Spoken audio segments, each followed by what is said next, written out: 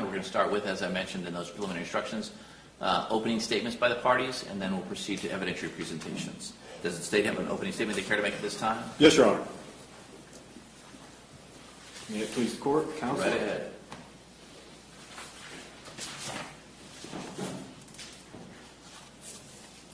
Fuck abortion. Those are the words written on the back of the defendant's shirt on July 22nd, 2021, while he stood outside the exit gates of Sally Jones Elementary School at about 8 a.m., all the while holding a placard or a sign with pictures of aborted fetuses on it, while parents dropped off their kindergarten through grade 5 students off at Sally Jones Elementary School. Along with the offensive shirt and the picture of aborted fetuses on it, the defendant would engage with parents as they try to exit Sally Jones Elementary School. Sally Jones Elementary School has an exit lane where all the parents who drop their children off have to come out, have to exit. But there's a stop sign there.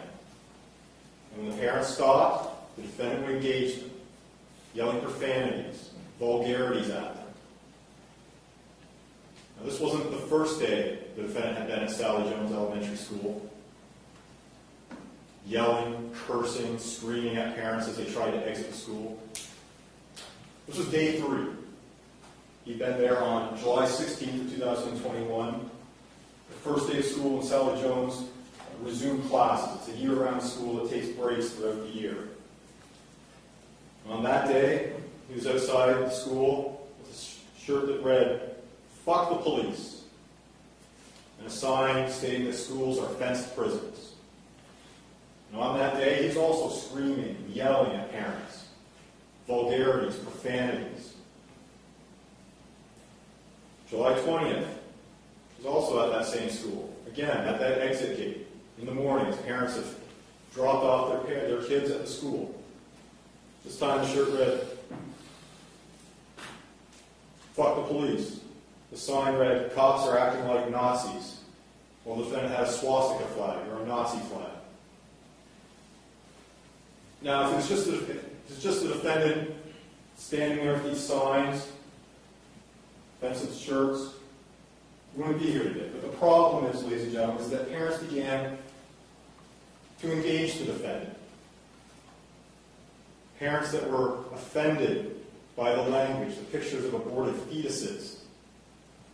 Instead of exiting the exit lane, when they came to that stop sign, they began to stop, and they began to yell back at the defendant. They began to curse at him, engaging in verbal sparring matches, vulgarities, profanities.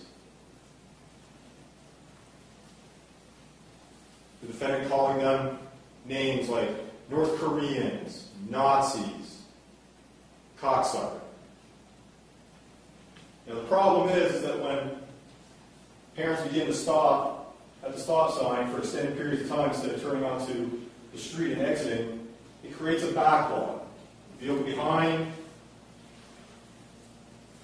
can't go anywhere, vehicle behind that, so on and so forth. It's almost like a reverse domino effect. Backing up the drop-off process that morning. Each morning, actually.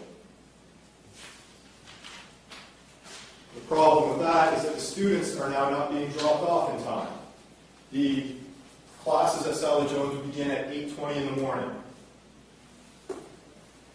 On these 3 days, July 16th and 20th, and then culminating on the 22nd, children were still being dropped off after 8:20, when classes should have or had already started. The school had to extend tardy slips to a large number of students who were late getting to class. The problem with this, ladies and gentlemen, is that you now have students coming in after classes have started, when the teacher is teaching his or her class. Children coming in disrupting those classes. Teaching has to stop. Children have to get into the class, get to their seats. The normal school function of Sally Jones is being disrupted, is being interfered with. The only reason why was because of the defendant. Normally, the drop-off process is quick. Parents stop for a split second, children get out, off to school they go, and by 8:20, kids are all in school. As a result of the defendant's actions, there were children, actually, not kids, children, remember, K through grade 5, coming in well after class had started. The defendant's actions also caused one parent to take actions into her own hands. Ms. Megan Wilson. She dropped her children off along with her boyfriend, Dale Qualls, on the 16th, as well as on the 20th. But on the 22nd, she did something different. After dropping her children off, she returned with a bullhorn. Large bullhorn.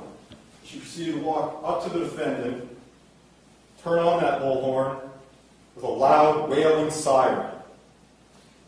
Right in his face. In an attempt to try to drown out the vulgarities and the profanities of the defendant so that the children who were trying to get to class, who were crossing the street, wouldn't have to hear what the defendant was saying.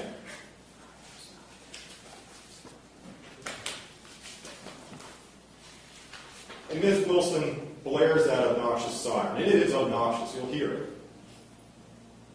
Not for a second or two, not for a short burst, but for nearly a full 7 minutes at 8 o'clock in the morning. Non-stop, ear-piercing siren. Incited by the words and actions of the defendant, Ms. Wilson is now breaching the peace of all those around her. Kitty corner to the school, about 100 feet away, William Jewell lives in a house. His bedroom faces Sally Jones. Each morning, the 16th and the 20th of July of last year, he's been woken up by the yelling and screaming, the profanities and the vulgarities. On July 22nd, he finally calls 911. He's had enough. The yelling and the screaming and the blaring of that obnoxious bullhorn having breached his peaceful sleep. So I said, he calls 911 and tried to make it stop. Now, the Bill of Rights, which contains the First Amendment, was ratified in 1791. But speech has limits. It has limitations. And the First Amendment will not excuse the actions of the defendant, will not protect the actions of the defendant on July 22nd, nor will it exonerate him. Similar to yelling fire in a crowded theater, his speech went beyond mere free speech. Because, ladies and gentlemen, his profane, vulgar, disgusting words led to the interference and disruption of the normal school functions of Sally Jones, as well as incited Megan Wilson to breach the peace. Ladies and gentlemen, I'll be back before you at the end of this trial, asking you to find the defendant guilty as charged. Thank you. Does the defense have an opening statement they're going to make at this time? Yes, sir. Now think about what the prosecutor just told you, that somehow my client is responsible for Megan Wilson blaring a bullhorn to drown him out. That was her choice. I'm not saying that what he was doing was the smartest thing to do. But one of the things you're going to see, if you really wanted to screw with the kids, the entrance to the school is over on the other side of it.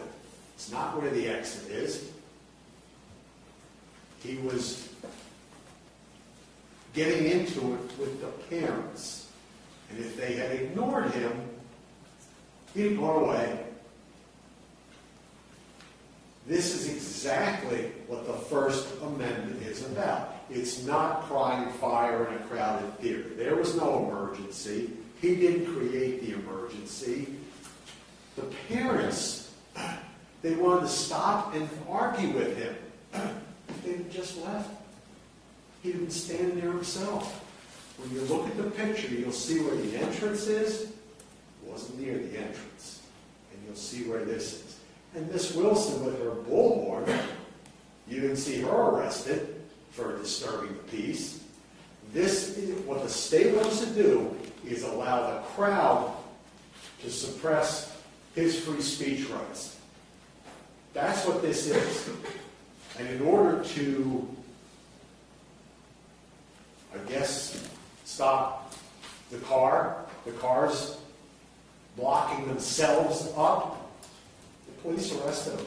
And then they got to justify it, so they claim, well, he was disturbing the peace. That's what the First Amendment is all about. He's not causing an emergency.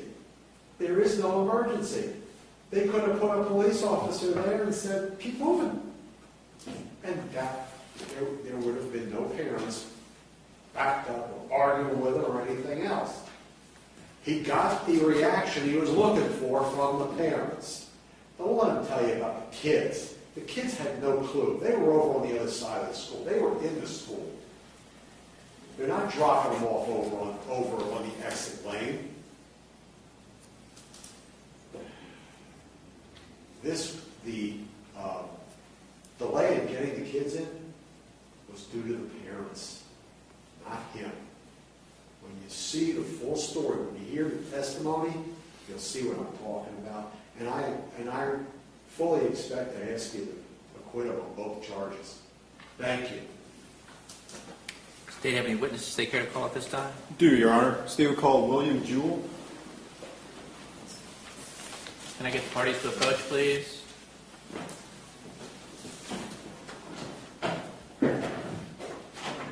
sorry, Judge, would you call us up? Yes.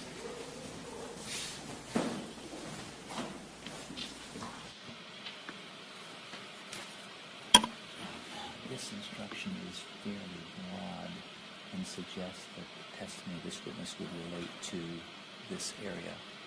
It's my understanding that the witness is going to testify about the 16th, 20th, and 22nd, and so only some of the evidence that they are about to hear is on point, and so I would intend to modify this slightly to include that it's a reference to some of the evidence you are about to receive concerning other crimes, wrongs, or acts allegedly committed by the defendant will be considered by you for the limited purpose of. I'm not objecting to the court's proposed redaction at this now, but I don't want to lose my objection to the crimes, other crimes. Evidence generally. Correct. Understood. But I'm not objecting to what you're proposing now. Any objections? No. Thank you.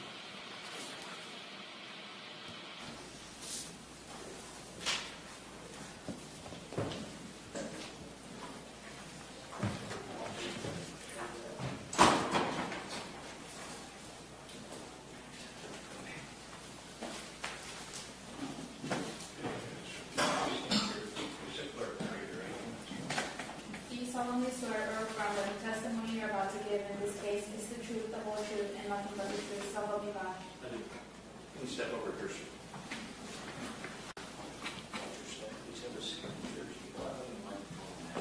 Okay. Ladies and gentlemen, before this witness or any of the other witnesses testify, I would advise you that some of the evidence you're about to receive concerning other crimes, wrongs, or acts allegedly committed by the defendant will be considered by you for the limited purpose of proving motive, opportunity, intent, preparation, plan, knowledge, identity, or absence of mistake or accident. And you would consider that only as it relates to those issues. However, the defendant is not on trial for a crime, wrong, or act that is not included in the information. Thank you, Your Honor. Good afternoon, sir. Good afternoon. Would you please state your name and spell your last name? Yeah, it's William Jewell, Jewell. I'm a junior also. Junior? Yeah. Back in July of 2021, where were you living? 336 East William Street. Is that in Punta Gorda, Florida? Yes, sir. Charlotte County, Florida? Yes, sir. Where in relation to Sally Jones Elementary School was that address? We are, so my bedroom, the house right there is about 30 yards, so 100 feet from the fence entrance on the, I don't know how you pronounce it, Naranj or? Narranja Street? Yeah. Naranja Street? Yeah, Naranja. Joint counsel would have pre-marked the stage 1 for an application. Do you want a larger? I'm good, thank you. So I'm going to ask you take a look at stage 1 for identification. Are you able to recognize what's depicted in stage 1 for identification? Yes, right. Yeah, there's my house right there, and then there's the entrance right there. That photograph truly accurately depict your address as well as Sally Jones in the surrounding area. Yes, yes, sir. This time we move stage 1 for identification to evidence and publish on. Any objection from the defense to the document being admitted? Judge, if the witness could mark, you refer to a specific, his location on that exhibit, if he could mark that so we can refer to it later. I'm going to go through that with you, Your Honor, once we get it admitted. No objection to State's Exhibit 1? Yes, the first one.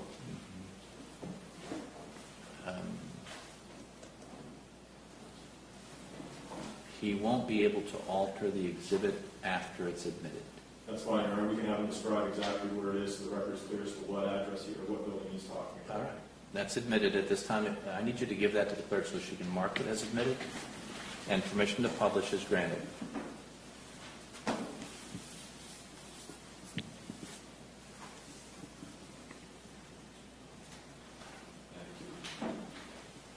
So I think you have a monitor there in front of you to your left. You can also look at the big TV. Yeah. Whichever one is easier for you. Sir, looking at stage 1, can you describe for us where your address or your house was?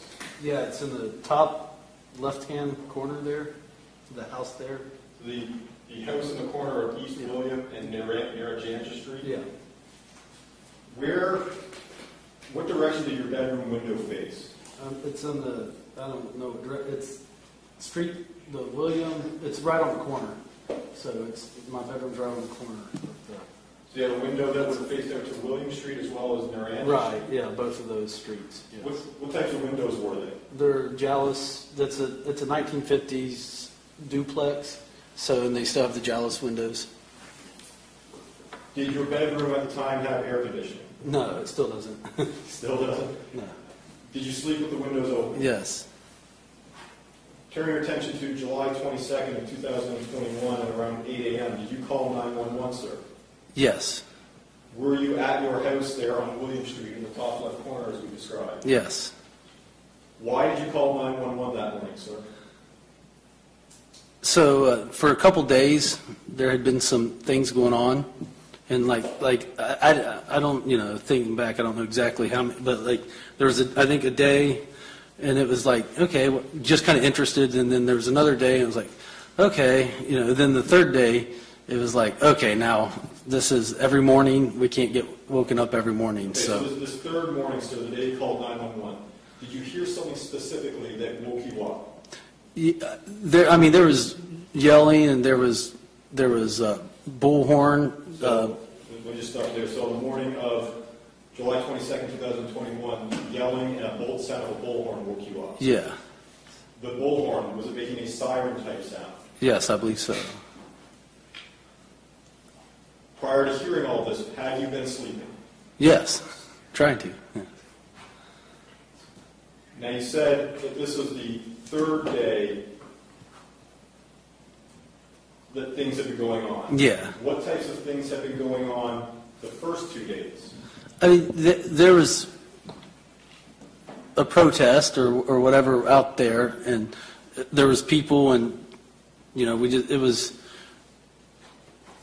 just getting attention, and there was loud. I heard music one time. I don't know which day, but there was loud music being blasted. There was yelling. There was words. I know my wife was a little afraid of, like, it's getting ramped up a little bit. So. The first 2 days, did you call 911? No. It was this third day that you called 911? Yeah. After you called 911, Did you hear any of this yelling or screaming or bullhorns on any other day after? No, it stopped. How far, maybe I missed this, sir, but how far from the gates here was your window, roughly? It's about, I'm thinking about 30 yards. 90 feet or so? Yeah, 100 to 150 feet, somewhere in there. The yelling and cussing, was that a male voice that you heard? Yes, I heard a male. Were you able to see the male's face? Or, sorry, did you see the male who was yelling? No.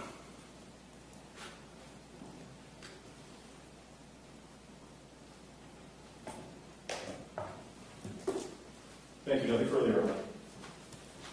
Any questions from the defense? Thank you, good sir. Good afternoon.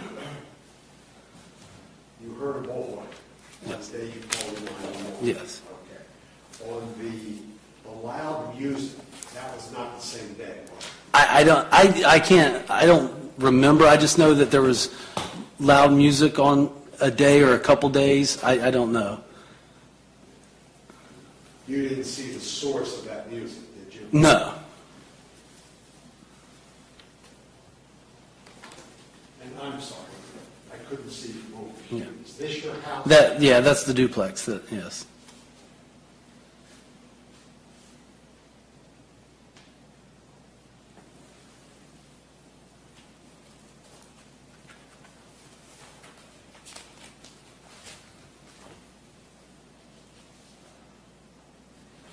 Nothing further. Any redirect? No, Your Honor. Witness is excused. Does the defense need this witness to remain under subpoena for any purposes? No, sir. Thank you, sir. You may step down and you're excused from your subpoena at this time.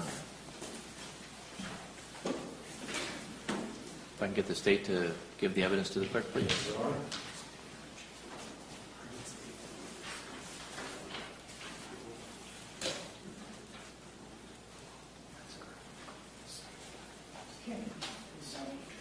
Any other witnesses to the state? Yes, Your Honor. State will call Joe Angelini.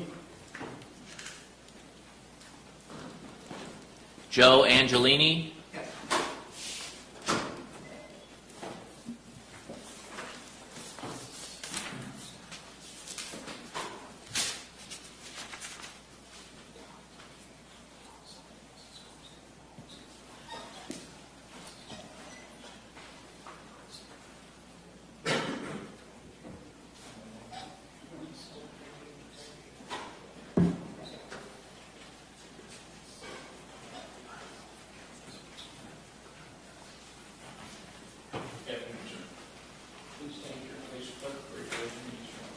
Do you solemnly swear or affirm that the testimony you're about to give in this case is the truth, the whole truth, and nothing but the truth, so help you God? Yes, ma'am.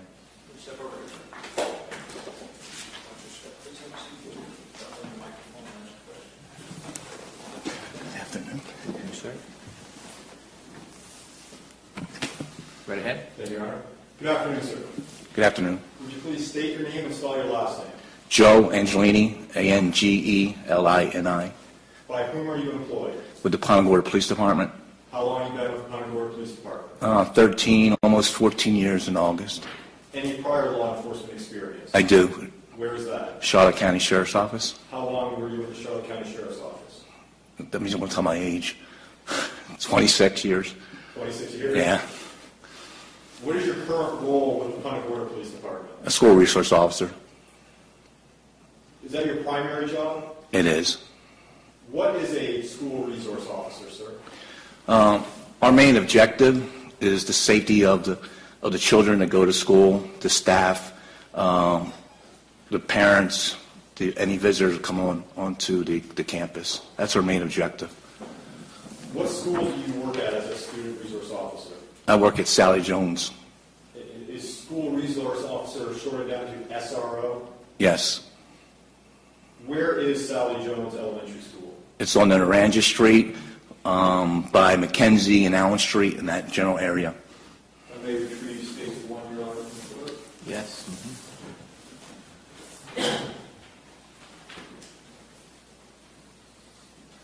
Sir, the long rectangular building there in the middle, is that Sally Jones? It is. Can you describe for us the actual physical property, or the real property of Sally Jones in terms of land, fence, that type of thing? So the physical address is, I believe, 1250 on Naranja Street. Now we see Naranja, is that N-A-R-R-A-N-J-A? That is correct. It's pronounced Naranja? Naranja, yes, sir. We were struggling with that with the previous witness, how to pronounce it. Does the school property also include the fence line out running parallel with Naranja? It does, yeah. Yeah. Technology's failed us. Yeah. Maybe it'll come back up.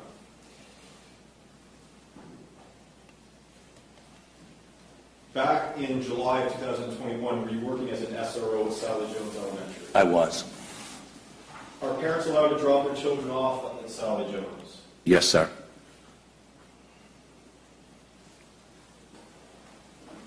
Judge, I apologize. I can't see from over You may here. feel free to relocate. I'm okay over here.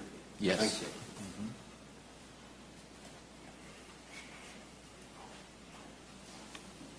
Promises this was fixed. What time do parents typically start dropping their children off in the morning? Typically 7:50 a.m.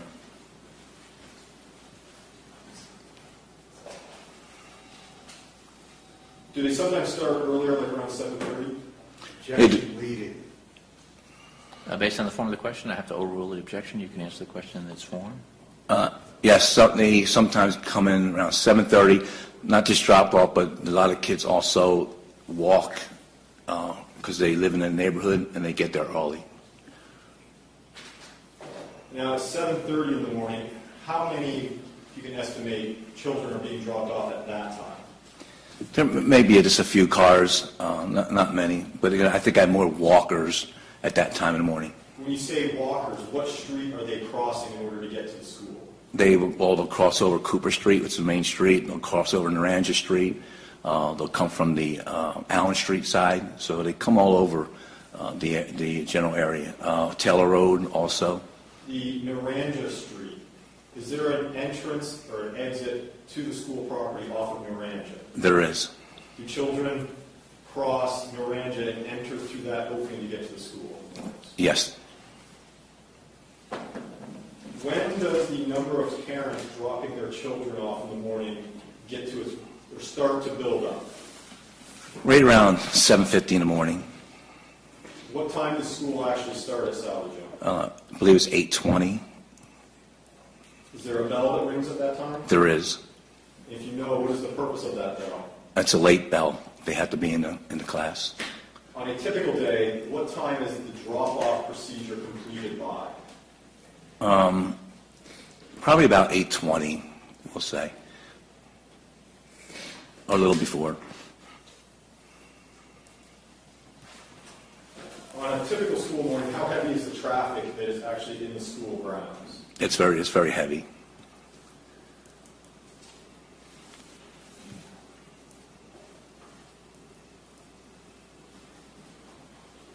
You know, if you just take a brief second while I does their thing.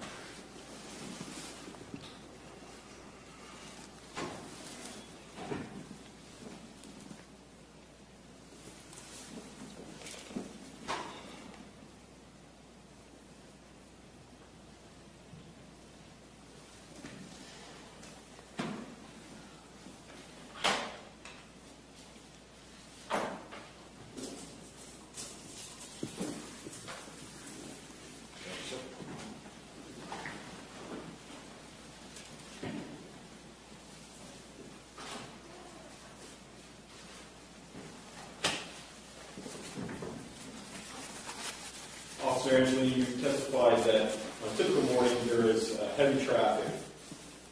Can you describe the actual flow of traffic? Is it smooth? Is it congested on a normal day? Normal days it's smooth. The because of the assistance of myself and staff members that are outside, having the flow of traffic moving quickly. How do you assist in helping traffic flow quickly and smoothly? So what happens is the traffic usually comes down Cooper Street, right in front of the high school, and turns right onto Mackenzie Street. And so just let me stop you there. You say Cooper Street. Where on this map is Cooper Street, sir? Or where would it be if the map is extended? So if the map were extended, it'd be just east of where Mackenzie's starting. Off to our right of this picture? Yes, sir. And they turn off of Cooper onto Mackenzie? Yes, sir. Where do they proceed after they make the turn onto Mackenzie if they're coming off of Cooper? So there's an entry on Mackenzie Street where the parents come through and wraps around and goes to the front of the school. That entrance that you're describing, is that right here above the 10, the 1 and the 0 and the case number? Yes. On a normal day, is the drop-off procedure, does it run smoothly? It does run smoothly.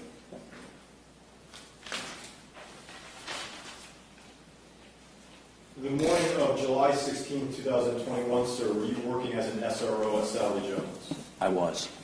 What time did you get there? I get there at 7:30 or before. Shortly before 8 a.m., did you see a man by the name of Andrew Sheets arrive at the school? I did. Do you see Andrew Sheets here in the courtroom today, sir? Yes, he's at the desk there with the blue shirt on. May the record reflect that this identified the defendant, Your Honor. Record so reflect. Is Sally Jones Elementary in Charlotte County, Florida, sir? It is. When you first saw the defendant, where was he? He was standing on the corner of Naranja by East William Street. This corner, the intersection of the top left quadrant of the photograph? Yes. What was he doing? He was standing out there interacting with my parents and also with me, yelling at me and saying things, using curse words and stuff towards me and also parents as they exit the school. I was standing at the front of the school, allowing the traffic to flow out of the school because now remember it's the beginning of the school year, so there, especially in the beginning of the school year, a lot of the children, parents do drop the kids off. Usually a month later on, it starts to slow down a little bit. Now, but so let me stop you there. You said that he was yelling and cursing at parents. Do you recall the specific words he was using? Yeah, they're using the words Nazi and things like that, yes. What do you mean by things like that? If you can elaborate. Using the foul language, excuse my language, using the fuck word, again, using Nazi the words. The schools are prisons and things like that. Did you hear him yelling the word cocksucker? He used those same words, yes, but not mainly towards the parents coming out of the school. And let's focus on what he was yelling to the parents. Was he saying fuck and cocksucker to the parents? Yes. When we say yelling, can you describe how loud his yelling was? Very loud, like hostile, very at the top of his lung, so the parents can hear him in their vehicle when they're exiting the school. You said that the defendant was at the corner of East William and Naranja. Are we talking about the southwest corner here, sir? Yes. Do you recall if he was holding a sign? Yes. Do you recall what the sign said? It referred to schools being prisons. Did he have a shirt on? Yes. Was there any words on the shirt? Yes. What were those words? Fuck the police. At any point in time, did the defendant ever cross Naranja to get closer to the school? He did. He went to the opposite side to the swale. You say the swale, are we talking now on the east side of Naranja? Yeah, if you go right, east side of Naranja, and also by William Street, if you just follow William Street right across. When the defendant was yelling the obscenities and the vulgarities, were parents in the process of dropping off their children? They were, sir. After parents drop their children off at Sally Jones, where must they exit with their vehicle? There's an exit there on Naranja Street when you exit the school, and there's a stop sign right there also. That was my next question, sir. Must parents come to a stop as they come to the gates here in the exit of Sally Jones? They do, but honestly, when I was out there directing traffic, because it is very busy the beginning of the year, school year like that, I would stop traffic on Naranja Street because there is vehicles would come down Naranja. I would stop to allow the cars to flow out there quickly. So that the parents that were exiting the school wouldn't have to come to a complete stop because you were blocking traffic off on Naranja? I do, yes. Did parents stop anyways when they're exiting the school to engage the defendant? They did engage with him. When we say engage, what do you mean, sir? So he would engage. He would first start off engaging to them, and some ignored it, some kept on going, but some did not, and engaged back with them. And that's what hold up my traffic.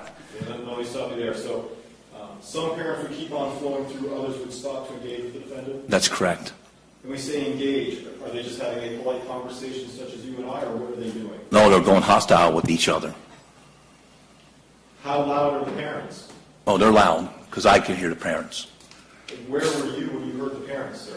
So I'm in the middle of the road there on Naranja, where you're coming out of the gates. The exit that we're talking about here that comes out onto Naranja, is that the only exit out of Sally Jones in the morning? That's correct. What effect did the parents who stopped to engage the defendant have on the cars and trucks and other vehicles behind them? They held that traffic from flowing out of there. Did traffic begin to back up within the parking lot or driveway of Sally Jones back into the actual loop here? Absolutely.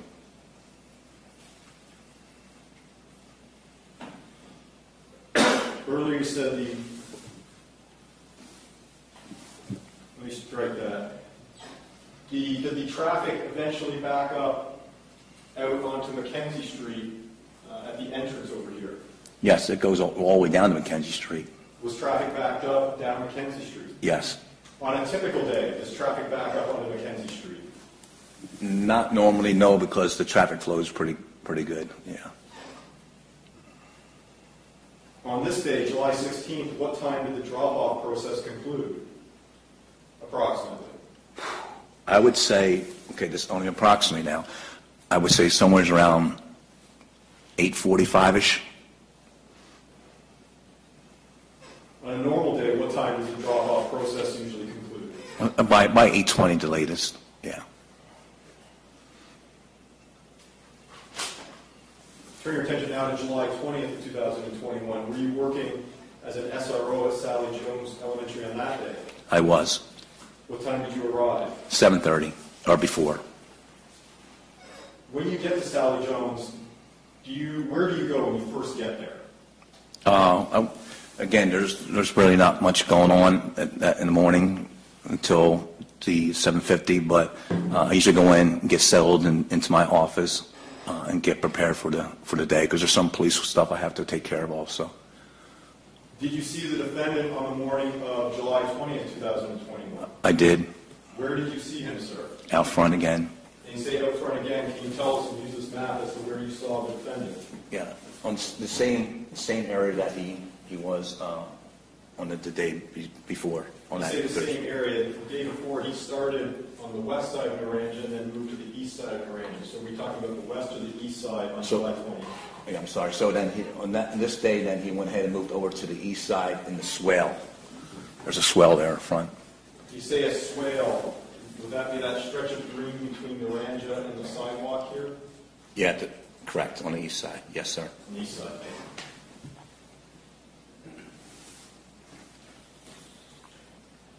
Do you recall what if anything, he had written on his shirt that day?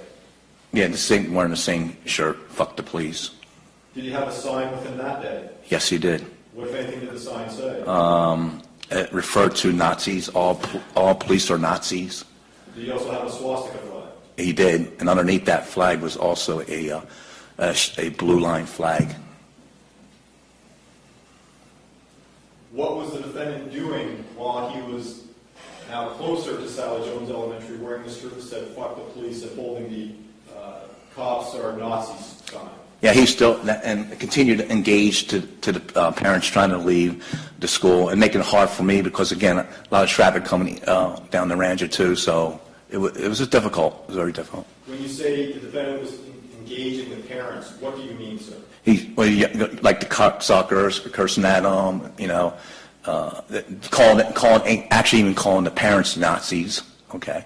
What effect did that have on the parents who were, strike that? The parents we're talking about, are they still coming out of that same exit that we talked about here out in Miranda? Yes, sir. That's the only exit out of the school zone in the morning? Yes, sir. What effect, how loud was the defendant yelling those words, cocksucker, Nazi, and the others? It was loud. It was loud enough where if you go into the school where the cars come to pull out by the sidewalks up there, I mean, there's kids there that are actually helping. They're called safety guards or kids, whatever they are, and not enough where those kids can hear him screaming and yelling. And where on this map were those children located? So you can describe it for us. Yeah. So if you actually, Your Honor, if the witness might be able to step down and point out on this map to assist the jurors. All right, sir, you can step down and go to the large screen. You can try to do it without touching the screen. That seems to be what's causing it to black out. If you keep your back open to the jurors, so yeah, that's right. So this is a sidewalk here, okay? This is the exit going out. Where's the exit? Right here, right? So see the sidewalk right here? The sidewalk that eventually curves. Yeah, right here. Yes. So usually you have one teacher here, okay? And there's several students along the way. They help the traffic move, and they help get the kids out of the vehicles also. So we continue to have the traffic run smoothly. So now, thank you, sir. You can return to your seat.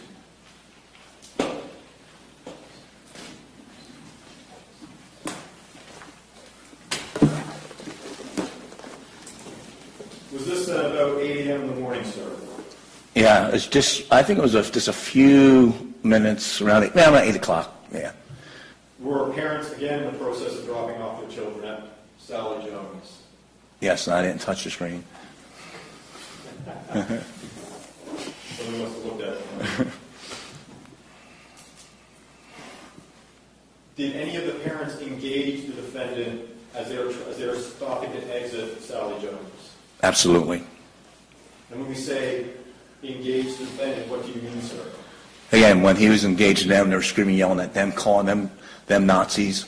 They would engage and they would be yelling back. They stopped their vehicles in the road there and yell back at them. And again, had you stopped traffic on both north and southbound Miranda? I do, yes. Did any of the parents stop their vehicles for a prolonged period of time at the exit to Sally Jones in order to engage the defendant? Yes. What effect did this have on traffic inside the school grounds? It backed up the traffic and then allowed the traffic to flow out of the school, what made a lot of the kids late for school. Did the traffic back up onto the streets outside of the school grounds as a result? Absolutely, onto Mackenzie Street.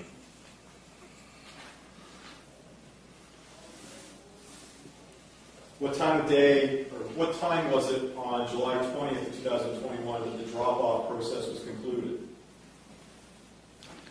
Approximately. Yeah, around the same time. Around like I said, around 8:45-ish. Again, on a typical day, when is the drop-off concluded? Around 8:20. What time does school actually start at Sally Jones? That late bell goes off at 8:20, so that's when the kids need to be in the classroom at 8:20. On both July 16th and July 20th of 2021, did a woman by the name of Megan Wilson drop her children off? Yes.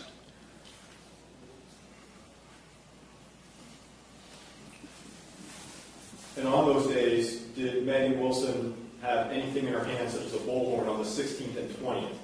Not those days, no. turn your attention now to July 22nd of 2021. Were you again working as a SRO at Sally Jones Elementary? I was. Arrived at about 7:30 again? Yes. When you first arrived, where did you go as it relates to Sally Jones? Inside the school. Did you stay inside the school that morning?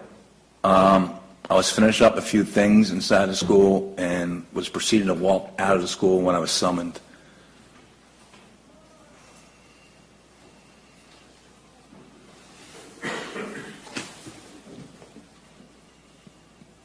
Now, without telling us what you were told, did you then go to that exit gate of Sally Jones that we've been discussing there at Naranja and Williams? I immediately responded quickly, yes.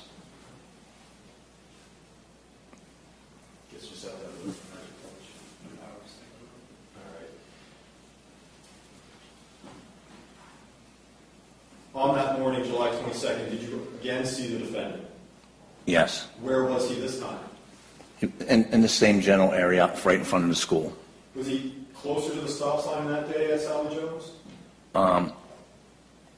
He started on the corner of William Street and Naranja on that west side. Yeah. And where did he move to? Then he walked in. Well, then he walked up towards in the road. Actually, in the road. After the road, where did he walk to? And then he walked to the front of the school through the swale and onto the sidewalk. Where in relation to the stop sign at Sally Jones did he stand after he crossed Naranja? How close to the stop sign was he? 4 foot, maybe. How far from the exiting vehicles was he? Right around the same about 4 footish. Do you recall if he had a shirt on that had any writing on it? Yes. What did the writing say? Said, fuck abortion. Is Sally Jones a Planned Parenthood facility? Is it an abortion clinic? No, it's an elementary school.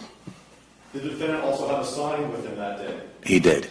What was on the sign? He held up the sign and it had a placard that said abortion, and he had was taped on fetuses on the board. Aborted fetuses taped to the board? Yes. Now we talked about a sign. Was it a sign the size of the sheet of paper, or how would you describe the size of the board? No, it's a good sized board.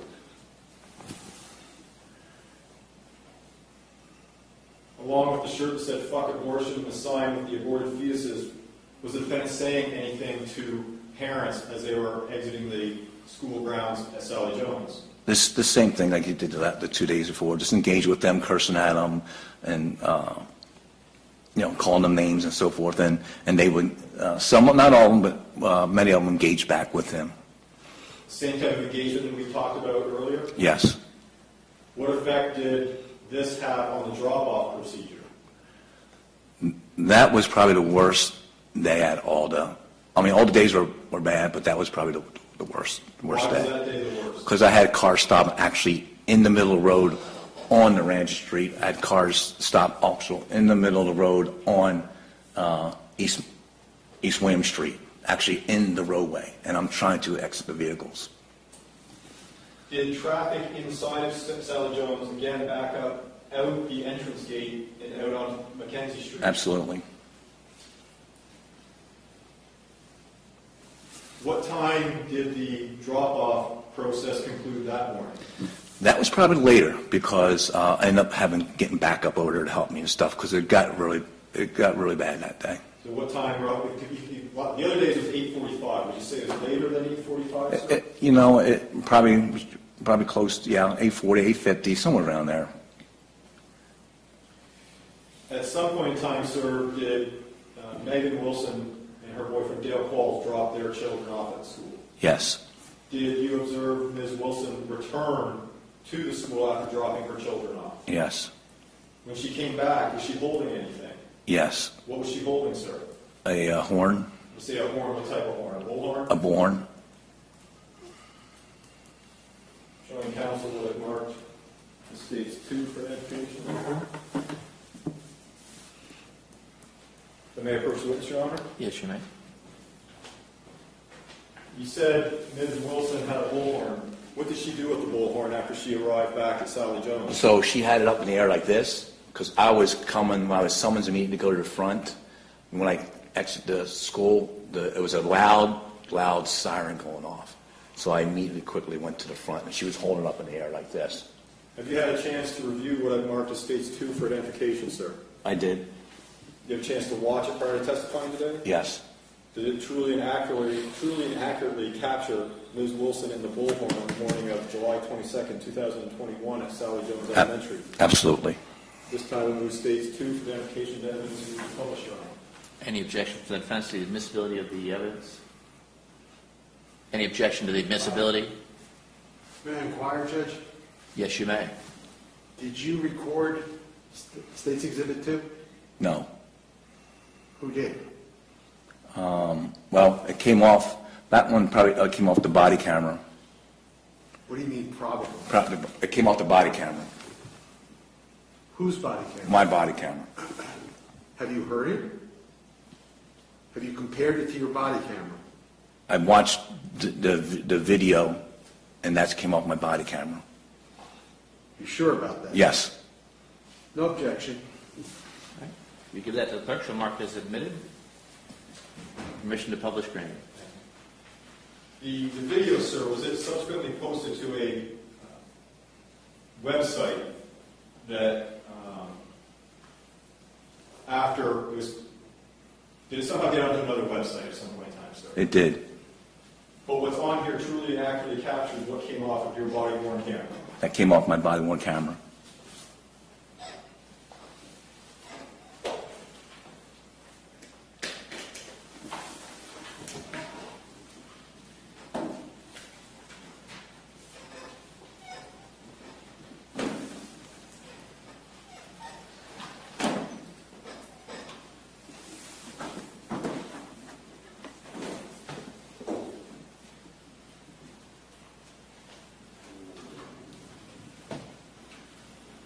I want to stop it there, sir, before we go any further here at the 3-second mark. There is a woman on the bottom right of the screen. Who is that woman? That's Megan Wilson. After she dropped her children off previously? Yes.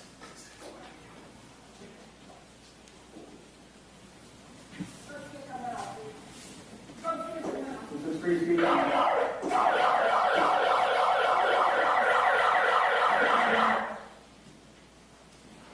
mind. No, thank you.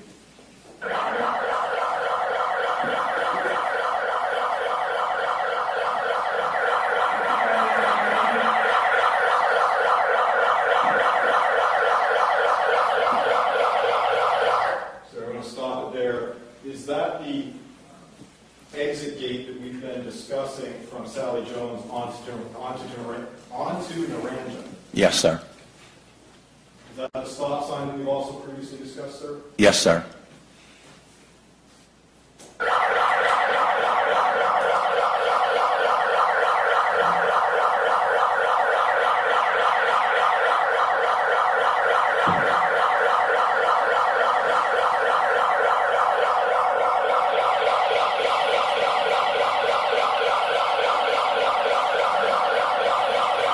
Sir, of the 3 days that we've discussed, how many days did Ms. Wilson show up with that bullhorn? Just that day.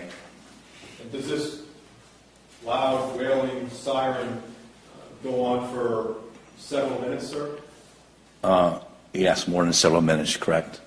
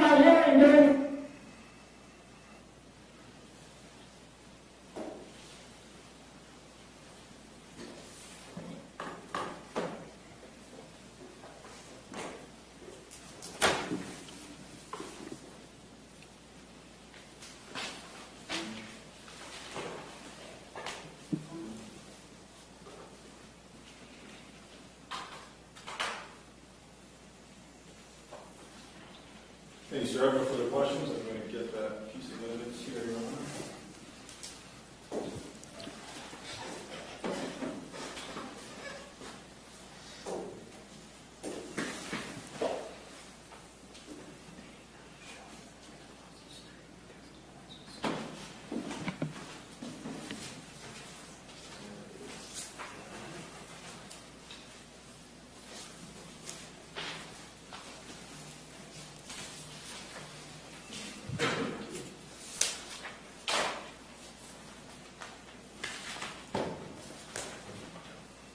Any questions of the defense for this witness? Yes, sir.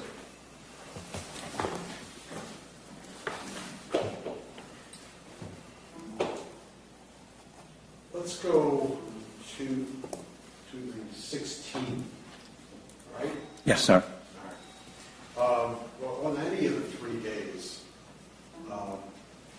Mr. Sheets, his voice was not enhanced. He didn't have a bullhorn or anything, a microphone or anything to magnify his voice, did he? Other than his voice.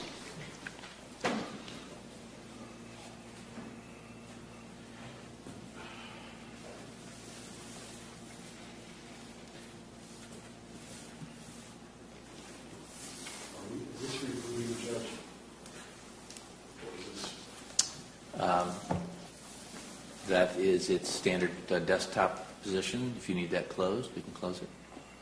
Looking for state's exhibit.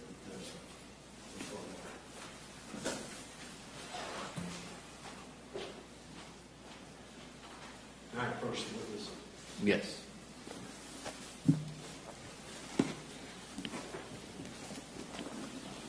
Over here is the exit, right? On the Rambosk Street. Right here, sir. Okay. Yes. And where's the entrance that the cars go in? Right here, sir. Down here off of Mackenzie Street. Mackenzie? Mackenzie. All the way over here. Yes, sir. And then the cars go where? So they come in here, they wrap around here, and they continue to go to the front of the school. You can see there's like a circle going to Mackenzie. There's a circle. And they wrap around there because there's so many vehicles, and they come to the front. And then the cars continue down Mackenzie Street. And where do they drop the children off? So then they start dropping them off. They start dropping them off we let them flow to the front of the line, the sidewalk, the end of the sidewalk. And then and then we have staff members and kids, safety kids, that are there, and they help. Once they stop, the car's got to be stopped first. They help the kids get out of the vehicle. The parents don't have to get out of the vehicle, and they get them safely onto the sidewalk. Thank you. You're welcome.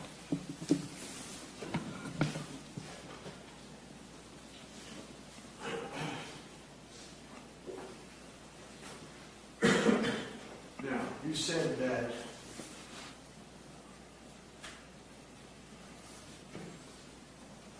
let's do the 16th first. Mr. Sheets didn't block traffic himself, did he? No.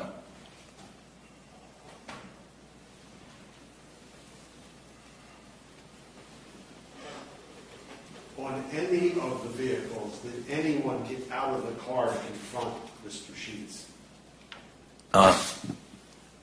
Probably two dads. Okay. And was that on the 16th?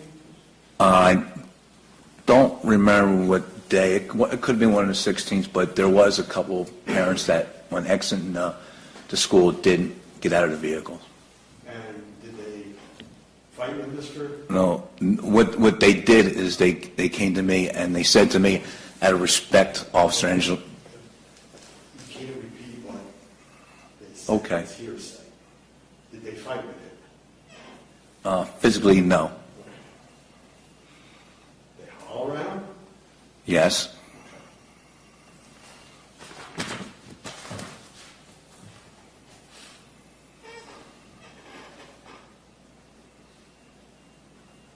On the 20th,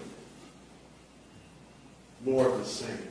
Did anyone, or you don't know what day those two men got out of the car? Okay.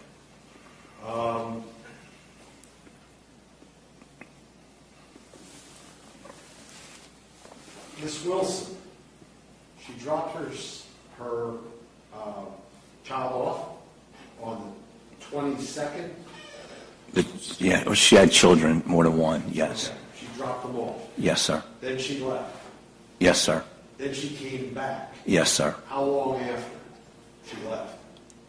I don't know how long, but while the cars were still exiting the school. And this time she had the bullhorn. Yes, sir.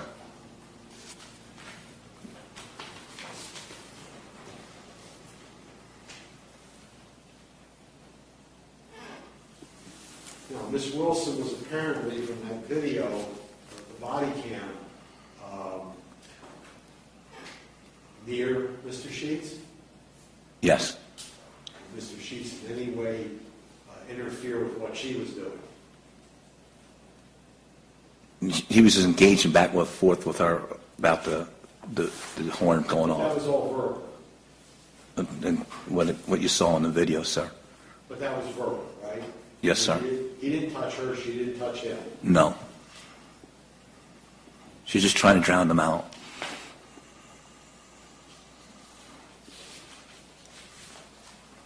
But again, on none of those 3 days did he himself physically block traffic. At one point, I think you saw in the video, he was actually in the roadway. Okay? But it was my job to make sure that he got out of the roadway. So not only for the parents' sake, but for his safety also. Did you tell him to get out of the roadway? Yeah, many times. And he complied. And he complied.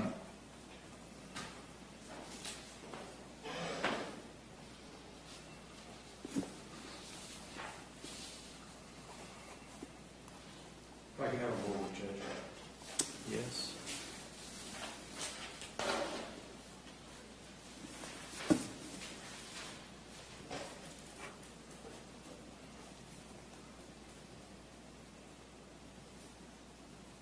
Now, this,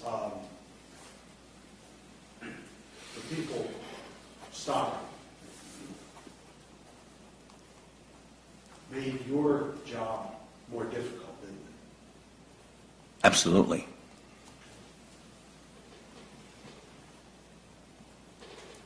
Nothing further, Judge. Judge, may I have a moment? Yes, you may.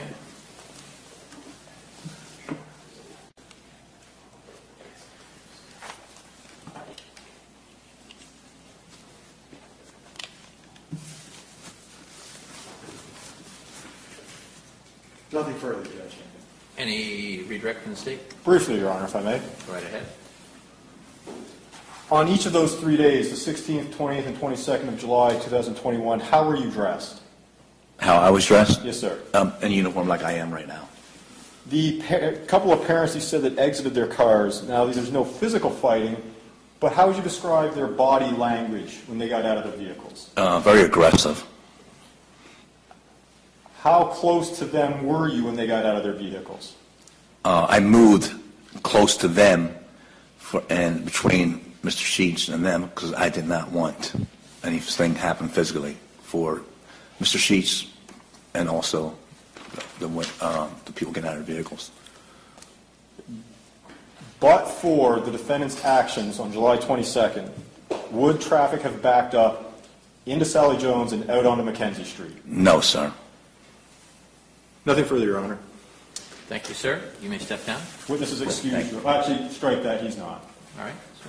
You're still under subpoena, but you can step down and return outside the courtroom. Thank you. State would call Jenny Oak.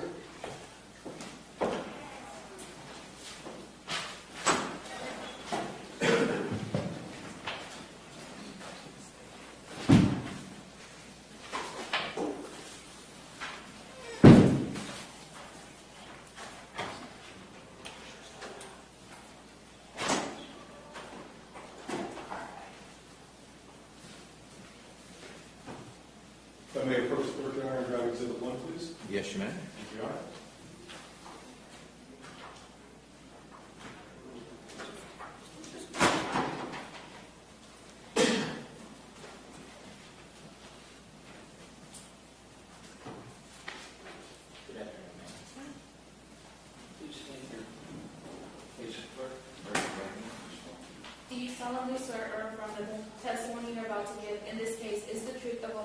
nothing but the truth, so help you God. Can you step over here?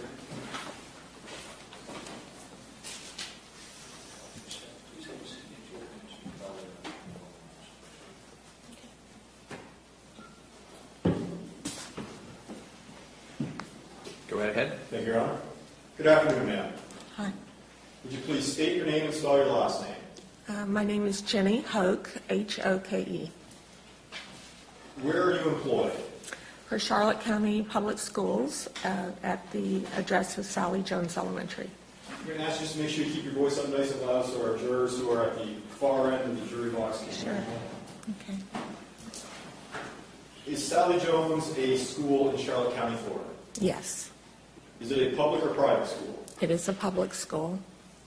Now, is it open year-round, or is it your traditional September to May? It is a year-round calendar, which our students are there July to May.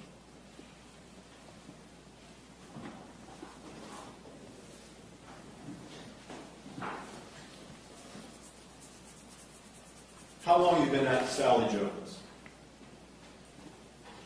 I've been there since 2003, How long have you been with the Charlotte County School Board? since 1993. Showing you what's on the screen, it's been admitted as States 1. It's been identified as Sally Jones Elementary and the streets around it. Mm-hmm. In the mornings, do parents drop their children, or can parents drop their children off outside of their vehicles? Only if there's an event inside that they need to walk in. So if a parent wanted to drop their child off for school in the morning, where would they enter Sally Jones property from? They enter from Mackenzie Street. Which direction, from the right or from the left on Mackenzie here? They enter from the right, turn right into the school property. And this school property is at this first opening here that we see in the bottom right corner. Yes. Where do they then proceed after they've entered the Sally Jones property? They come into the property, they go left, and proceed around the building. So they make the left, and then make a right here Yes. and head back north? Yes. And approximately where you see the sidewalk go into a Y there, that's where the cars will stop to drop off their students. Is this the Y here? We see Yes, two sidewalks on either side, one other coming in? Where do the parents exit after they drop their children off at that Y in the sidewalks? They go straight out of the property, and there's a stop sign there at Naranja. So they have to stop at Naranja, and then they can turn right, left, or go kind of a jog to Williams.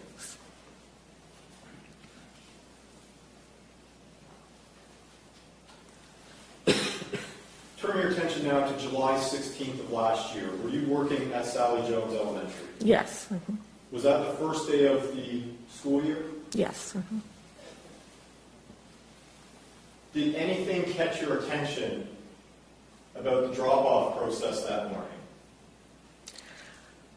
I received notification in the front office that the drop-off was being stalled because there was someone standing at the stop sign. Hearsay, Judge.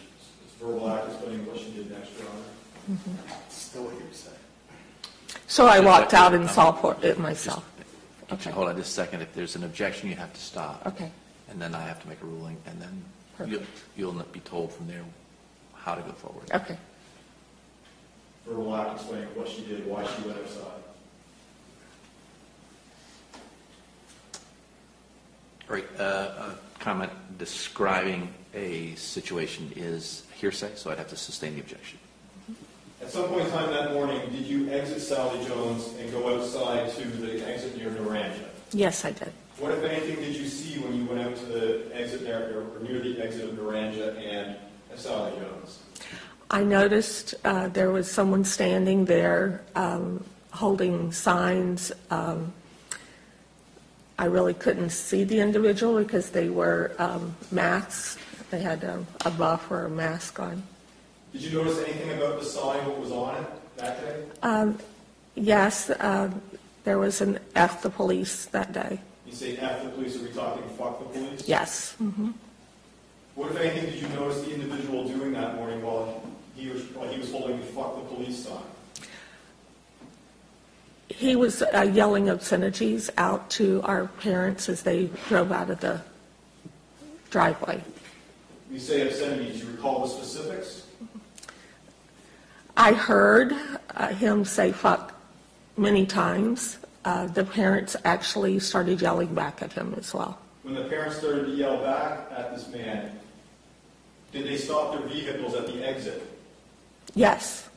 You said there was a stop sign at the exit onto Naranja. Did the parents stop for longer than what was necessary to exit the school to engage with the man who had the sign that said fuck the police? Yes, they did. What effect, if anything, did that have on the drop-off process at the school? Well, the students couldn't be dropped off because it backed up. It just started backing up where they couldn't move. Is there just the one designated drop-off location at Sally Jones that you described earlier? Yes. What time does school typically start? Does it always start at Sally Jones? It starts at 8:20, but parents start dropping off at 8. So at 8:20, classes are actually commenced. That's when the bell rings. We talked about children being dropped off. Do some parents walk their children to Sally Jones? Yes. Anyone that lives within the walking distance can walk their students in. And on the morning of July 16th, were parents walking their children across Naranja and in through what we've been describing as the exit gate? There's a sidewalk next to the exit gate. I can see it in your photo there. It would be just to the right of where the stop sign is, and that's the sidewalk that they walk in on. What ages of children attend Sally Jones? Well, we have students that can be 4 years old, but they can be 5 by September. So in July, we do have some 4-year-olds, and it goes all the way up to 10-year-olds. 4 to 10. 4 to 10, some 11, depending on how many years they're there. All right. The children that were crossing Naranja and coming through this gate with the sidewalk that we talked about, did they necessarily, or were they walking past the man who was yelling the obscenities with the fuck the police sign? Yes.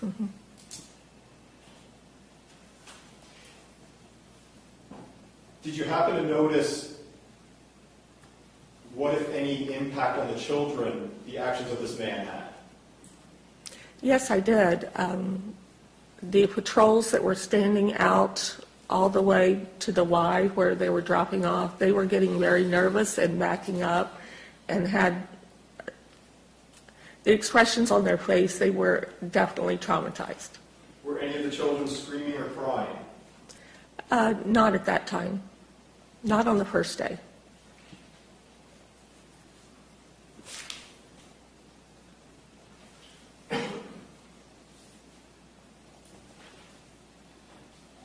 July 20th of 2021, were you working with at Sally Jones Elementary? Yes. Did you see that same individual that morning? Yes, I did. What was the individual doing that morning? That morning, he had a sign that had a Nazi swastika on it. Where was he relative to the exit here at Naranja from Sally Jones? At the same place. He was just standing just past the stop sign. Aside from holding the sign that had the Nazi on it, Nazi paraphernalia, was the man doing anything? Or saying anything, sorry? He responded to the parents that were yelling at him, and he was yelling at the parents. When the parents were yelling at him, are they in the drop or the exit lane? Yes. Was this also around 8 o'clock in the morning? Yes. What impact did the yelling and screaming by the parents have on the drop-off process that morning? Again, it was noticeably, I had to do an all-call to the building to tell teachers not to mark their students tardy because there were a lot that were being dropped off late. You say tardy. Let's go back to July 16th. Were there tardy students that morning? Yes. And we mean tardy. Do we mean students that are getting to class after 8:20? Correct. Have classes already commenced by 8:20? Yes. Is there any disruption when a child or children enter the class after 8:20 when the class has already started? Oh, yes. I mean, the teacher's already given the initial directions. We've said the pledge. All of those things happen at the very beginning of school. So it requires the student to come in and have to be redirected and retaught whatever was said at the beginning of class. Does the teacher have to then pause what he or she is doing, let the child get situated, and then go back to the very beginning of what the teacher had already done so that that student is caught up? Yes. The backup in the drop-off procedure on the 16th and the 20th, did that backup or that backlog, did that interfere or disrupt the normal functions of Sally Jones? Yes.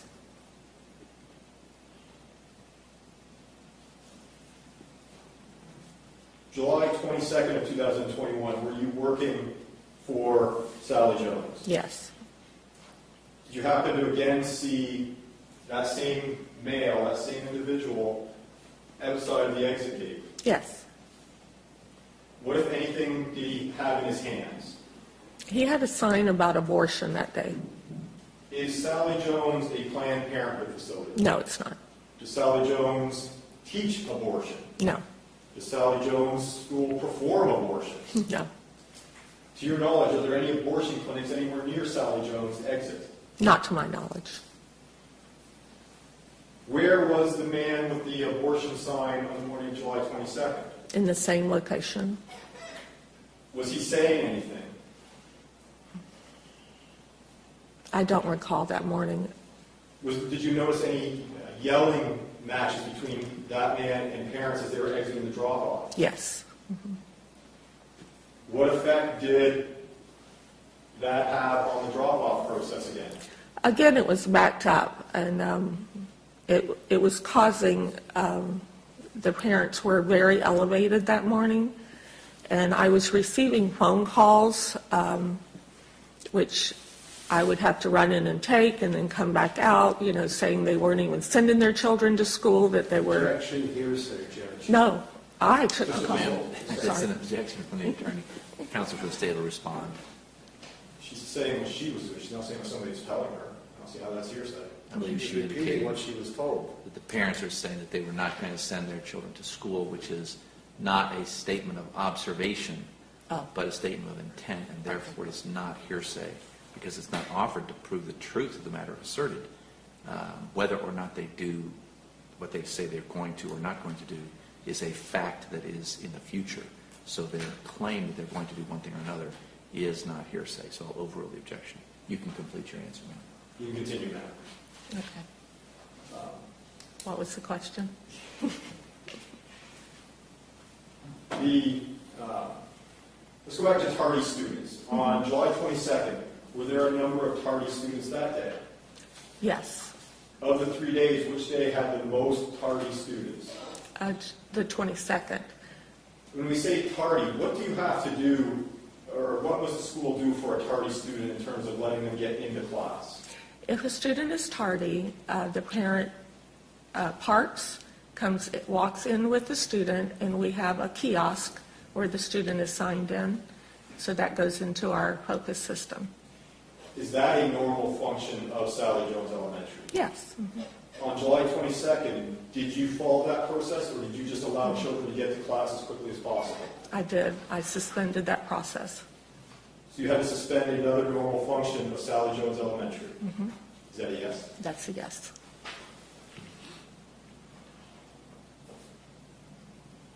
Now you said earlier on the first day you didn't notice any children crying or screaming. What about July 22nd? Did you notice any children screaming or crying? I did notice some tears from some of our patrols.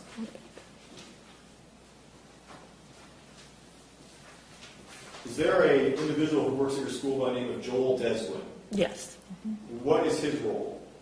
He's a PE teacher at our school, and in the morning, his duty is to stand outside at drop-off. He stands midway through the drop-off line, and if anyone needs to cross inside the drop-off line, walk across, he makes sure they're safely walked across. On July 16th, 20th, and 22nd, did you have to repurpose Mr. Desmond to a new or different role? Yes, I did. I asked Mr. Desmond, I said, I'll take over your spot where you are to safely get people walking from the parking lot, but would you move to the front of the parent pickup line to really make the students feel a little more safe? Did you then, are you saying then that you had to divert Mr. Desmond as well as yourself from your normal functions within the school? Yes. July 22nd, was there a disruption to the classes because of the late students as a result of the backlog? Yes, same as the other days.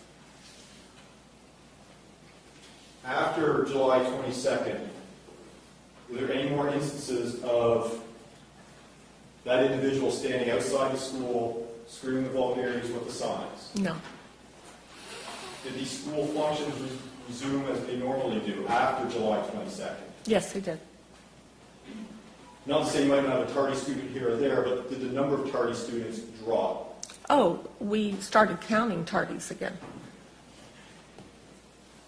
After July 22nd, were there any noticeable backlogs of parents in the drop-off backed up out to Mackenzie Street? No, it ran smoothly again.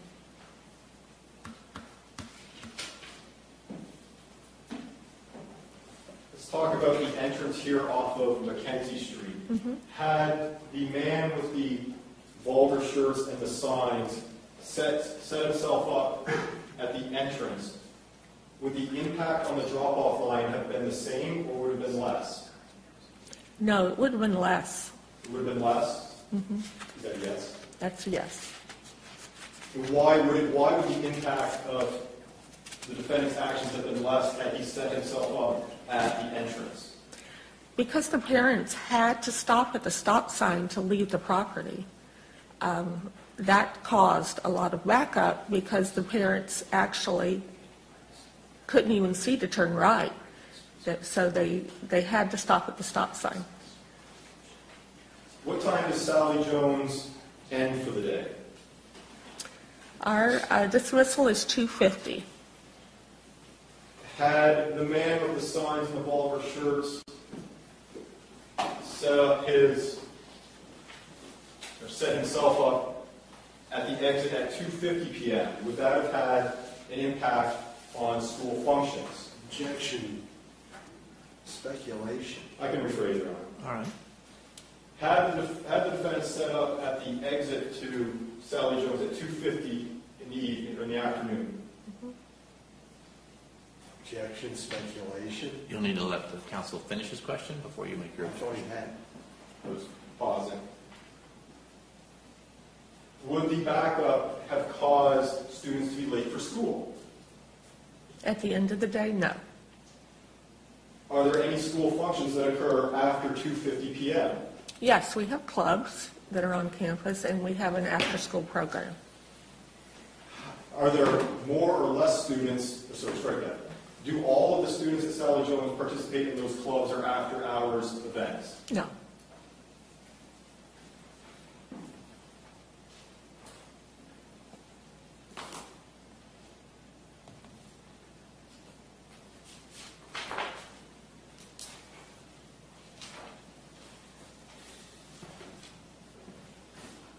Thank you, Your Honor. Nothing further. I'll grab that piece of evidence here before I sit down.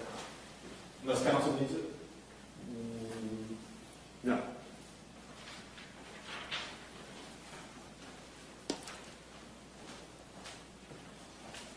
Just to clarify, Mr. Sheets was never there at 2:50 in the afternoon. No, not 2:50, no. Right. What you've been testifying about occurred 7:45, 8 o'clock in the morning? Yes, You have to answer out loud. I said yes. Okay. On the 20th, the second day, Did one of your teachers set up a boombox with music? Yes, Mr. Desquin has a boombox that he plays music for students on Fridays. This was your PE teacher? This is the PE teacher. I asked him if he would take that out to the end of the where the students were to play some happy music, and hopefully they would not hear the words that were being yelled out. Okay. So you had him take his, what is it, boombox? It's a speaker, yes. He hooks it Bluetooth to his phone. He has a playlist that's age appropriate that he plays on Fridays for students. Okay, you have him take it out there to the end, to the exit? Yes. Nothing further, Judge. Can you redirect? No, Your Honor. Witness is excused. Thank you, ma'am. You may step down. Does the defense need this witness to remain under subpoena for any reason? No, sir. All right. Statement And you're excused from your subpoena as well, so you're free to go, free to stay. That's entirely up to you. Statement rest, Your Honor. All right. Ladies and gentlemen, at this juncture in any criminal case, the court has to consult with the parties about some issues of the presence of the jury, so we'll get a recess at this time, and we'll get you back in here as quickly as we can to address the balance of the case. Please stand as our jurors leave their tablets on their seats and exit the courtroom for a brief recess.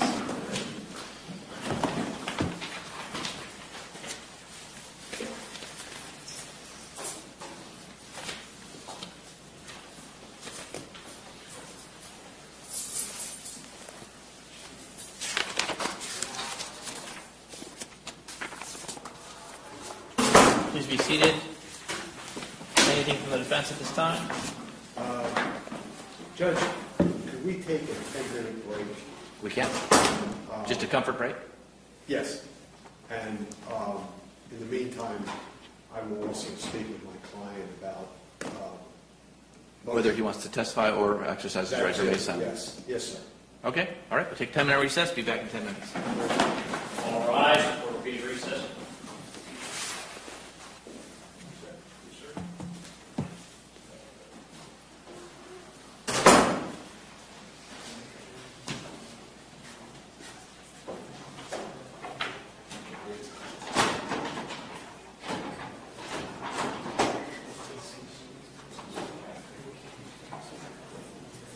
On the second day, you had the school intentionally have its PE teacher take a boombox out there to drown out my client. On the third day, you had a student's parent drop the student off, go home, and come back with the bullhorn. I'm assuming she had to go home and get it. Otherwise, she would have used it right then and there the first time she was there. This is in reaction to his words, but it doesn't, you can't let the reaction violate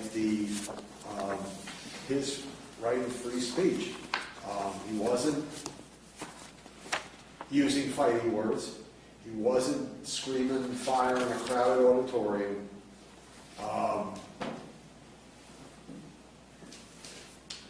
And to the extent that what he generated in terms of response, you can't be blamed for that. That was in response. So I'm asking for a judgment of acquittal on both counts. Any responsive argument from the state? Yes, Your Honor. Start with the breach of peace. I have some case law here for the parties.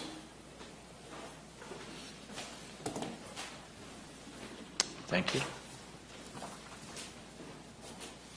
First case that I provided to counsel as well as Your Honor is that the case of Harbin, Harbin v. State at 358 Southern 2nd, 856 out of the 1st District from 1978.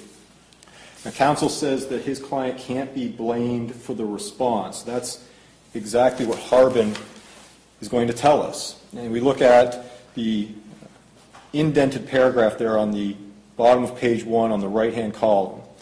And the Harbin court cites back to White v. State, the Florida Supreme Court, in which the court upheld the constitutionality of the disorderly conduct statute with the following limiting construction.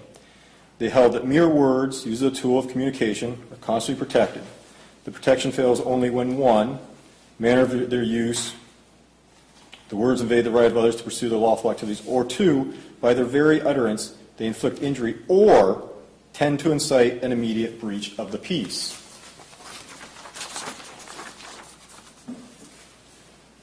Again, I'm going on to page 2. The Harbin Court cites back to the case of State v. Morris, also out of the Florida Supreme Court, in which the court limited the application of this statute, the disorderly conduct statute, so hereafter only apply either to words which by their very utterance inflict injury or tend to incite an immediate breach of the peace. Now in that case, Your Honor, in the Harbin case, the defendant had profane words, he hurled racial epithets, and while the court found they are offensive to the deputy who made the arrest, at best they are the object of curiosity of a neighbor who believes she opened the window, briefly opened her window. They found that the defendant didn't cause anybody or didn't incite an immediate breach of the peace. Well, here in our case, Your Honor, we have Megan Wilson, who on the 3rd day of all this drops her children off, then comes back with a bullhorn, and as Your Honor heard it and saw it, is blaring it and blaring it and blaring it for 7 minutes. What does that do? That, along with the defendant's yelling and cursing, caused William Jewell to be awoken from his sleep. Sleep, by its very definition in nature, is peaceful. He said he was about 100 to 150 feet away from the school. His peace was breached. So the defendant's actions, by that 3rd day, Megan Wilson has had enough of it. The defendant's actions caused her to create an immediate breach of the peace, which is exactly what the court has said. That can constitute breach of peace. Also have the case of LJM, which I'll provide to counsel in Your Honor. At 541 Southern 2nd, 1321. And here you have 2 Tallahassee Police Department officers standing out the side of a street talking to a group of people. Defendant approaches, addressed certain remarks to one of the officers concerning an earlier arrest. Appellant's statements were said to be loud and rude. Everybody watching him as he yelled at the officer. The officer tried to ignore him by saying, "I will see you in court." Appellant then shouted in a loud voice to Officer Goldridge, "Man, you pussy-ass motherfucker." At that point, he was arrested for disorderly conduct. Circuit Court held appellant's words and conduct constitute a violation of the statute. And again, LJM out of the 1st District cites back to State v. Saunders, another Florida Supreme Court case, that again, on page 2, states that in light of the considerations, we now limit the application of this statute to only apply either words which by their very utterance inflict injury or tend to incite an immediate breach of the peace. And the court, in this case, the 1st District held that the defendant's words alone, "You pussy-ass motherfucker," was sufficient for a breach of the peace because they tended to incite an immediate breach of the peace and were fighting words within the meaning ascribed in the statute, as stated in Saunders. What we have here, Your Honor, again, going back to what happens with Ms. Wilson, which leads to Mr. Jewell's peace being breached. The defendant incited the immediate breach of Mr. Jewell's peace. Now, if calling an officer a pussy-ass motherfucker, nothing more is sufficient for breach of peace, then certainly what the defendant did, where it did lead to an immediate response, of air horn blaring at how many decibels, certainly that too is a breach of the peace. We also have Fields v. State at 24 Southern 3rd, 646. Now here, the 3rd District notes that the mere fact that people come outside or stop to watch what is going on is insufficient to support a conviction for disorderly conduct. The court noted that there must be some evidence that the crowd is actually responding to the defendant's words in some way that threatens to breach the peace. Megan Wilson responded to the defendant's words and actions from July 16th, July 20th, and July 22nd. And what did she do? She breached William Jewell's peace. So counsel's claim that the defendant can't be blamed for the response flies in the face of the established case law. So on the breach of peace, Your Honor, I would argue that the judgment of acquittal argument must fail. There wasn't much argument as to the disruption of school function, but the testimony that we heard was that the school, on those 3 days, the drop-off process was negatively impacted, traffic backed up. Usually the process is completed by 8:20. It's being completed by 8:45 on each of those 3 days. Cars are backed up onto Mackenzie. Students are being tardy. Students are having to be brought into class after class has started. The classes are being disrupted. Classes are being interfered with. Those are normal school functions.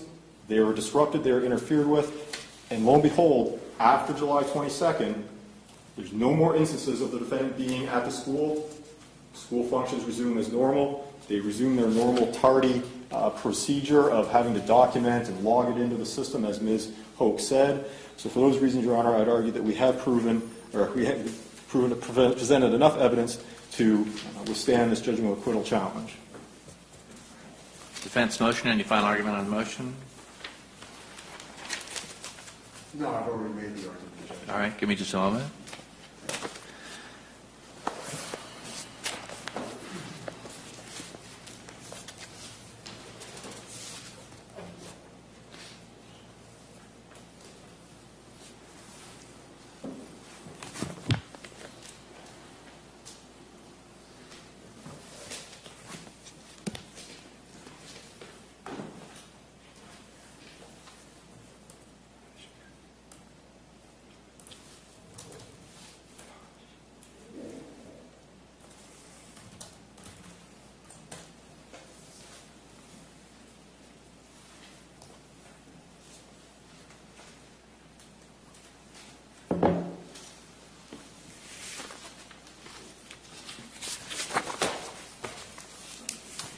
In this case, it appears that there are two separate areas of speech that need to be evaluated.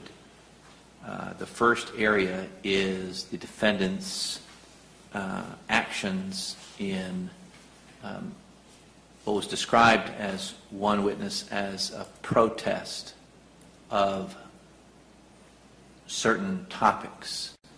And it appears that each of the 3 days there was a different protest, and on the third day there was a protest of abortion. The second area of speech involved is the defendant's interaction with the parents and the language used to communicate with the parents. Those two areas are separate and distinct in the court's analysis. The first area where the defendant, where he's charged on the 22nd with breach of the peace,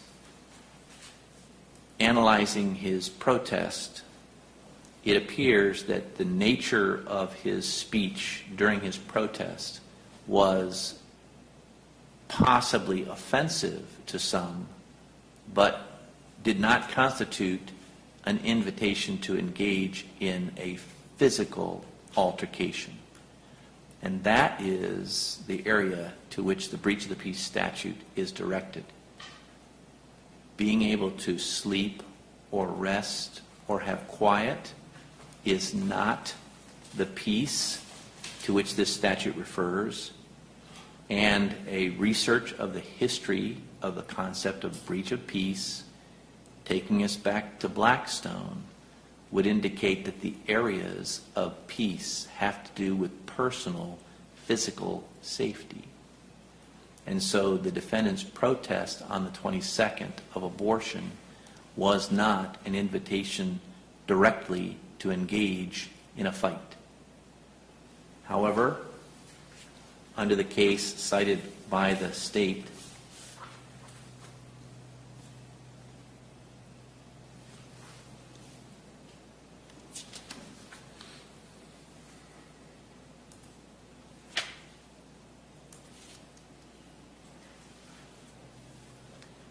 LJM versus state, the foul language used by the defendant toward the police officer was of such a nature, of such an insult, that it was an immediate invitation to engage in a physical altercation as to defend the officer's integrity. This is why using certain words toward other people, historically, an example would be the N word to an African American is an immediate invitation to engage in a physical altercation to defend one's integrity. That invitation to engage in a physical altercation is the invitation to breach the peace, and it is that invitation that constitutes the breach of the peace. And so whether or not the words that the defendant was using toward the parents were so offensive as to invite them to engage in a physical altercation to defend their integrity is a jury question. They are going to have to decide, was that something that would so offend these people? This court cannot decide that it was not, and that would be what I would have to decide at this juncture in order to grant a directed verdict or a judgment of acquittal or to dismiss the case. Having found that I cannot grant a directed verdict on the breach of the peace if the defendant's conduct in engaging with the parents and the foul language and offensive language directed toward them was sufficient to constitute a breach of the peace, then his conduct, engaging in criminal conduct at the edge of the school property, is what would have caused the disruption in the school functions. And so it hinges on whether or not the jury finds that his speech directed toward the parents personally and on an individual basis of a of a vulgar nature would be sufficient to invite them to defend their personal integrity and engage in a physical altercation. That's a jury question as to breach of the peace, which makes it also a jury question as to the disruption of school functions. If it was not, then it could not be a disruption of school function. If it was, then it could be a disruption of school function. Those are all jury questions. So I wouldn't be able to grant a judgment or a directed verdict at this point in these proceedings as a matter of law. So I have to deny the motion. Has your client decided whether or not he's going to testify in these proceedings? He's going to decline, Judge. All right. Mr. Sheets, in order to make our record complete, I do need to make sure that that was in fact your decision and that you fully appreciate the significance of that decision. To make sure that the record is complete, I'll need to ask you some questions under oath. Would you please raise your right hand? Do you solemnly swear the statement you're about to make will be the truth, the whole truth, and nothing but the truth, so help you God? Yes. What is your full name? Andrew Sheets. Now, sir, I indicated earlier you have the right to testify in this case and you have the right to remain silent. Those are conflicting rights. You'd have to select one. Your attorney has indicated that you're going to exercise your constitutional right to remain silent. Is that your decision? Correct. You understand that you do have the two separate rights. Is that correct? Correct. Do you believe that you've had sufficient time to discuss your decision with your attorney? Correct. If a person decides to testify in a case, then they will get to take the stand, they'll be placed under oath, and their attorney can ask them questions, and the answers to their questions, to those questions, can be considered by the jury. However, they would also be subject to cross-examination by the state, and their answers to questions from the state would also be able to be considered by the jury. That is the process for taking the witness stand and being subject to questions by your attorney and cross-examination. Do you understand that process? Correct. And do you understand that if you did give answers, whatever you said would be able to be considered by the jury? Correct. Has anyone made you any promise with regard to the outcome of this case if you don't take the stand? No. Has anyone threatened you to force you to not take the stand against your will? No. Have you taken any medication or anything recently that would affect your ability to analyze or think at this time? No. If you do not take the stand, I will instruct the jury that you are exercising your constitutional right and that they are not to draw any negative inferences from that decision. Do you understand that? Yes. Knowing that all that information that I've just reviewed and what you've discussed with your attorney, do you believe that it's going to be in your best interest to not take the stand in these proceedings? Correct. Do you believe that you're making that decision freely and voluntarily? Correct. Then I'll make a finding that you are knowingly, freely, and voluntarily deciding not to testify in the case, and we'll proceed from there. Thank you, sir. All right, this would take us then to closing arguments, final jury instructions, and then deliberation. We need to resolve the issue with regard to the final jury instructions. The defense has requested a supplemental reading of the protected speech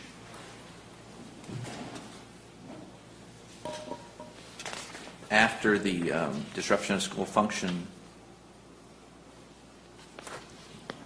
Any additional argument on that request from the defense at this time? No, sir, nothing additional. Anything from the state then with regard to that request? It just doesn't make sense to put that language that counsel wants after the disruption of school function instruction. That instruction dealt specifically with breach of peace, which deals specifically with the First Amendment with case law directly on point.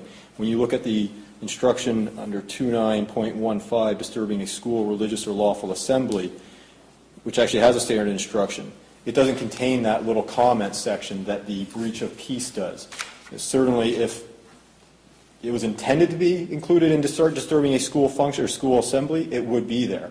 It just does not add up. It's not found in a similar statute regarding disruption of a school function, so I don't believe it should be added into the jury instruction for count 2 in this case, Your Honor.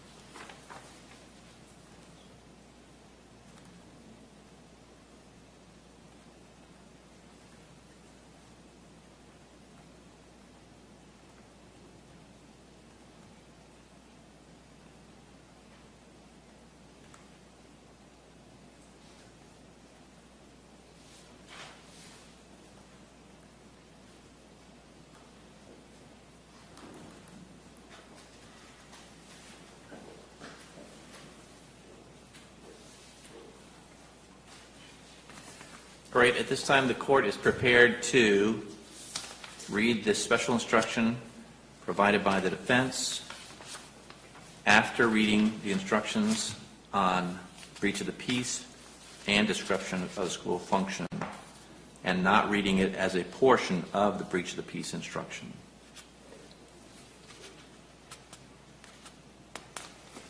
So I'll read the breach of the peace instruction down to the words act or acts,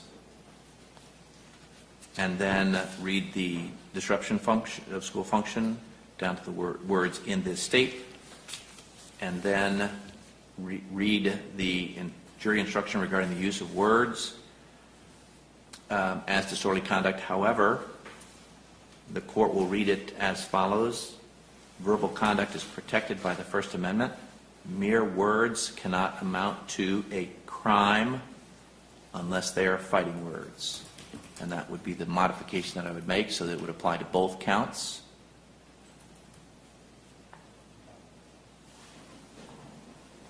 And I believe that is the only place that a specific crime is mentioned.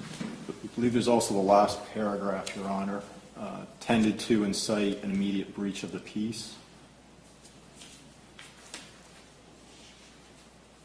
I think that needs to stay in there. That's straight from the case law. I'm sorry. Are you talking about the state's form of the instruction then?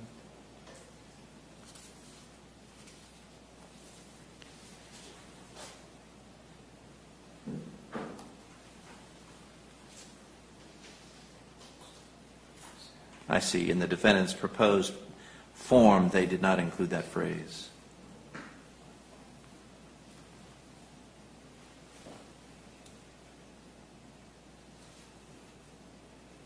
I guess we could say to incite an immediate breach of the peace or crime, which would then mirror what Your Honor has in the first paragraph of that special instruction.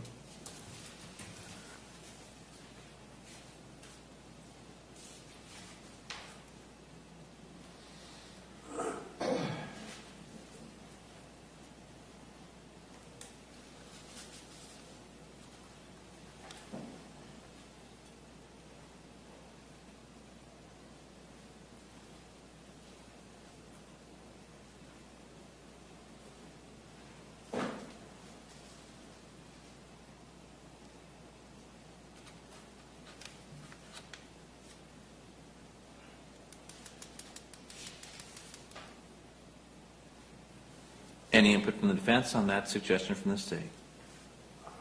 I apologize, Judge. I didn't quite understand the suggestion.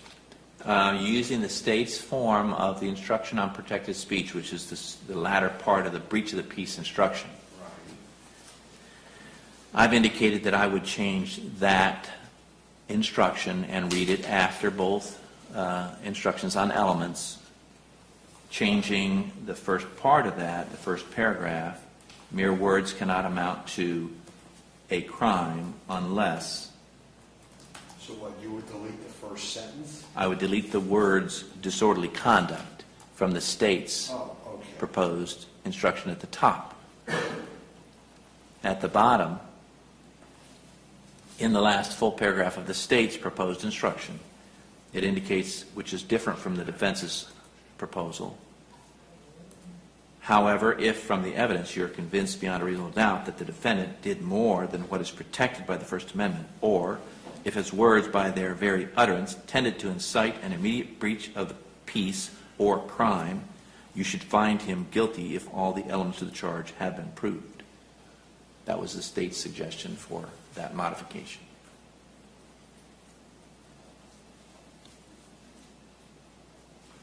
No objection. All right.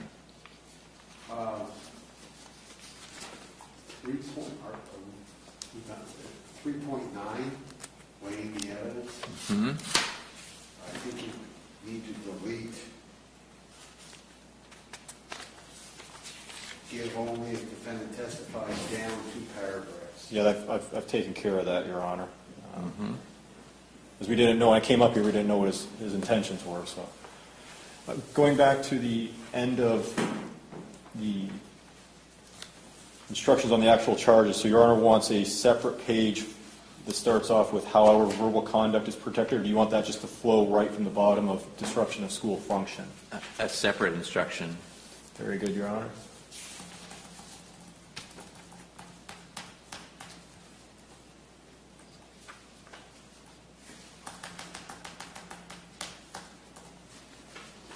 And you don't need to include the however, since that sounds like it's a flow from something else specifically, and it's actually going to flow for both counts.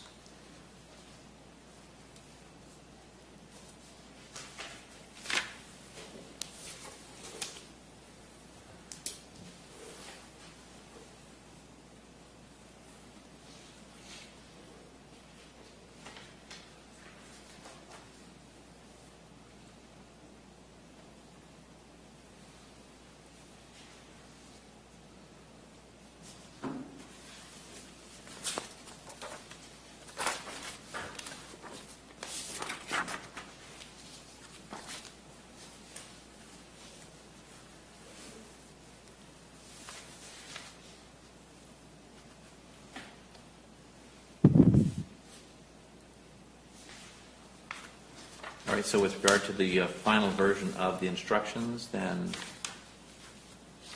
3.1 would remain the same, 3.2 the same. The disruption of school, breach of the peace would be modified to eliminate the special speech portion, but the first part would remain the same.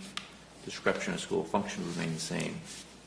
3.7 would remain the same. 3.9 would be modified to eliminate the part regarding defendant testifying. 3.9b we've already excised, and then the state would add in 3.9a, defendant not testifying? Yes, correct.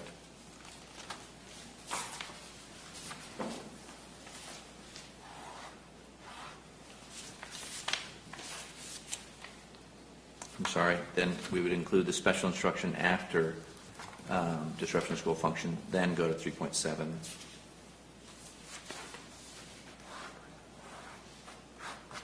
Where the state would take out the part about the defendant testifying.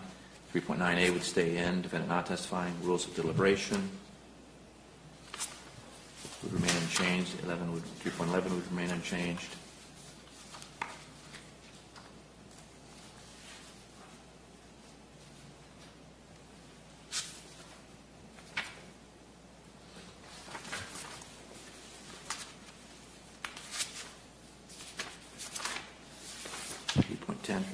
and 3.12, I think we've modified those previously, 3.12 anyways. Do you want to put 3.12A ahead of the verdict forms? Ahead of, well, it's verdict 312.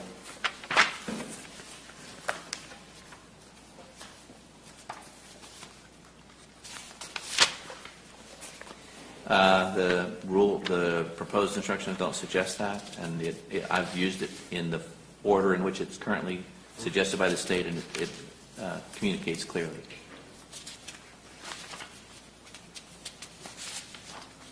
All right, and will the state be able to get those instructions up sometime soon? Yes, Your Honor. I'm going to email them to Ms. Burns here, who's going to take care of that for us. If you email me a copy, I can use the email copy to read to the jury. We just need the paper copies to send back with them after closing arguments. Yes, Your Honor. I sent off a copy. What is the email you'd like to use? PBAL Yes. at ca.cjis20.org.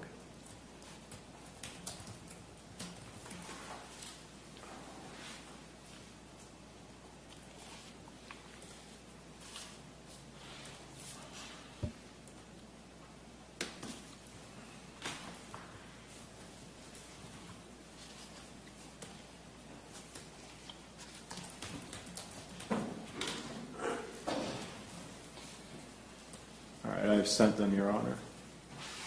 The instructions for the jurors, you'd like 6 individual packets, only 1 with a verdict form. Is that correct, Your Honor? Correct. Thank you, Your Honor.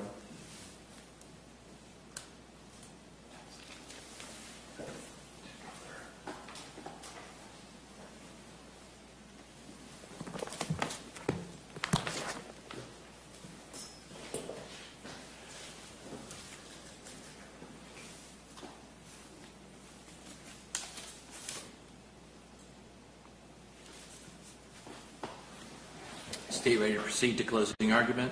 Yes, Your Honor.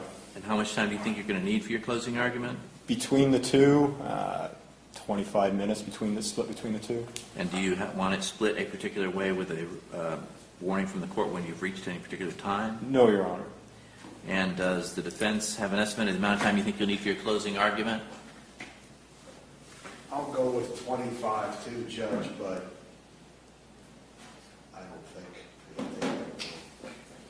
If you approach the end of your time and you're still speaking with the jury, did you want any type of warning when you've reached any point? Give me a 3-minute notice. Yes, sir. All right, we'll go ahead then at this time, and when the instructions arrive, if you can just hold them at your table when we release the jury out with physical evidence, I'll put it all together and it'll go back. All right, please stand as our jurors re-enter the courtroom.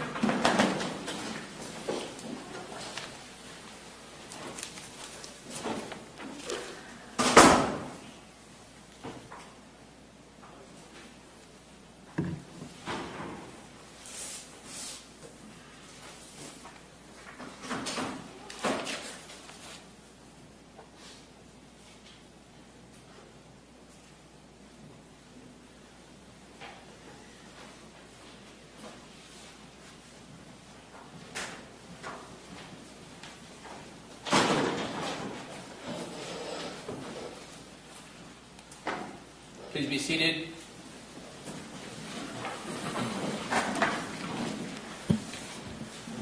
Ladies and gentlemen, I have worked through some issues with the parties, and it has been determined that the evidentiary portion of this case has come to a close. So all of the evidence that you're going to be given in this case has been given to you, and we're going to proceed to allow the parties to make their final arguments. As I mentioned in those preliminary instructions, this is one of the opportunities that they have to address the case. After that, I'll give you your instructions on the law that apply to the case, and then you'll retire to deliberate. Now, I would tell you 2 things about closing arguments, and the first one has actually 2 parts to it. The first thing I would tell you is that what the attorneys say is not evidence. What you're going to hear from the attorneys is their recitation of what they believe the evidence has shown. If you hear something different from what you recall, please don't assume that the attorney is trying to deceive you or mislead you. Different people have different recollections of what occurs even in a courtroom, even in this closed time frame setting. Also, you would rely on your own recollection. You are the fact finder, so whatever you recall the evidence to be, that would be what you rely on. However, since what they say is not evidence, that does not justify simply ignoring what they say. They have been thinking about this case for a while, and they're going to offer you some insights that they believe that you can use when you do retire to engage in deliberation. So please listen carefully to their comments. I'm sorry, are we able to ask you a question? We're confused on something before we go forward. Yes. Okay, let me just tell you what we're going to do. You say we're confused, so there's some kind of group consensus on something. What I'll do is I will hear your question. Okay. I may have to discuss it in a bench conference with the parties, and then I'll give you a response. So I won't simply respond immediately. Can you approach for a moment? Yes, you can.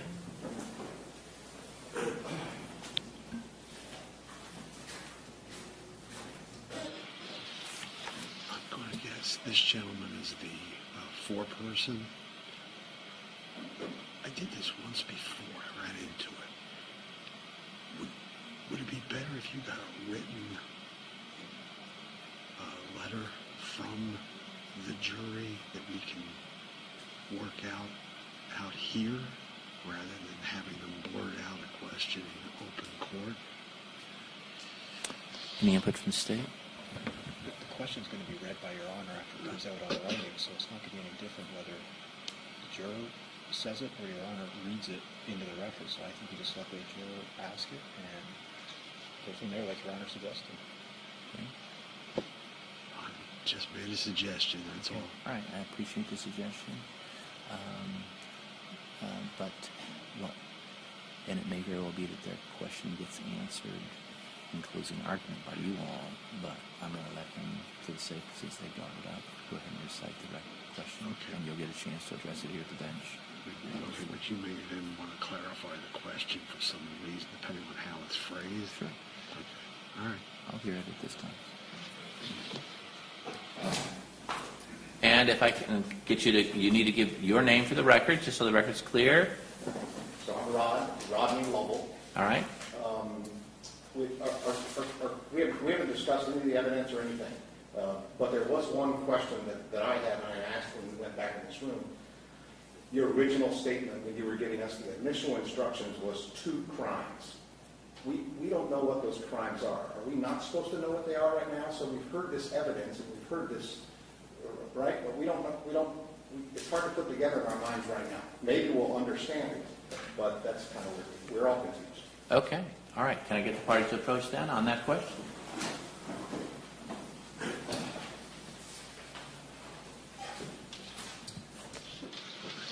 You're going to, I guess you could tell you're going to define the crimes as part of your instructions. I think they've been told that they will get a jury instructions which will define each of the 2 crimes, and then the attorneys may also address each of those 2 crimes in their closing arguments, and that should answer their questions. I think you all are going to make it abundantly clear what the 2 crimes are in your closing arguments. So that's what I'm going to tell them, is I'm going to allow you to address that in your closing argument. But that's putting it on us. I think they want to hear from you, the judge. And they are going to at the close of... Sure. What I can do is I can reread the information. But I think they need the definitions for the crimes to put it in context. I think they want you to give your jury instruction defining the crimes now. Yeah, I don't think they even know that breach of the peace is the crime or that disruption of school function is the crime. I read it one time, and not a lot of people are familiar with that concept, disruption of school function as a crime. So I think, for clarification's sake, I'm just going to review what I already told them. So repetition should help impress this fact upon their minds. And then I'll let you all do it again in your closing statements. Because you're going to want to review those facts and elements yourselves, I was thinking. Absolutely. Okay.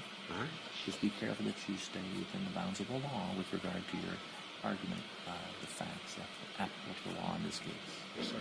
As as I explained that during the motion for judgment of acquittal. Okay? All right, very good.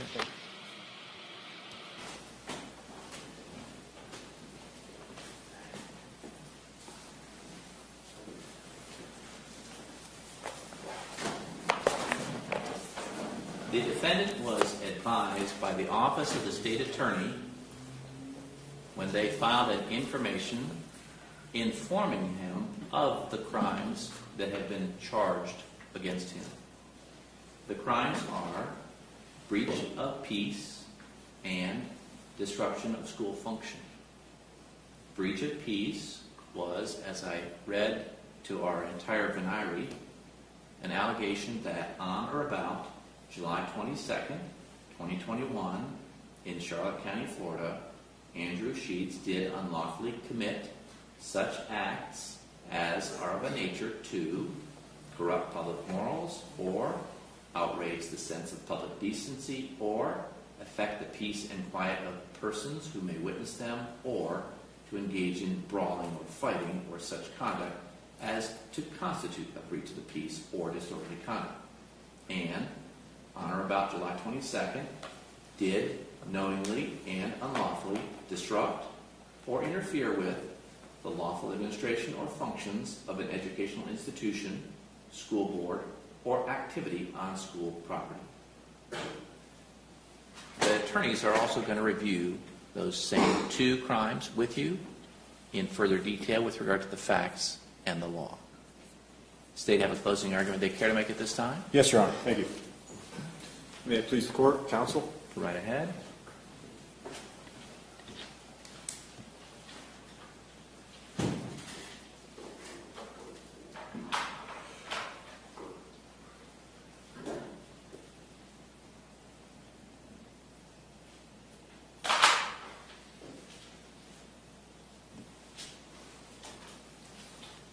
We started this trial earlier this morning. The defendant had a presumption of innocence. That presumption no longer exists. And it no longer exists because the state has proved beyond a reasonable doubt both of these two crimes here today. Those two crimes, ladies and gentlemen, count one, breach of peace, and count two, or charge two, disruption of a school function. Now, each of these two crimes have an element that the state has proven beyond a reasonable doubt. Let's start with breach of peace. If Andrew Sheets committed an act or acts that are of a nature that corrupted the public morals, outraged the sense of public decency, or affected the peace and quiet of persons who witnessed the act or acts. Let's talk about how the defendant committed acts that outraged public decency. Well, first of all, the content on July 22nd wasn't age or location appropriate. Protesting abortion, a shirt that says "fuck abortion," and aborted fetuses on a placard outside of an elementary school, children, 4 to 10 years old. That's not appropriate. Sally Jones isn't, as we said, a Planned Parenthood, a hospital that performs an abortion, a doctor's office that performs abortion, or an abortion clinic. Pictures of aborted fetuses being displayed to 4 to 10-year-olds? Where's the decency in that? Yelling and screaming obscenities at parents who were justifiably outraged. Screaming fuck, calling them Nazis, and every other vulgarity that the defendant spewed at those parents who were outraged by the defendant's actions. Again, we talked about aborted fetuses, really aborted fetuses at an elementary school.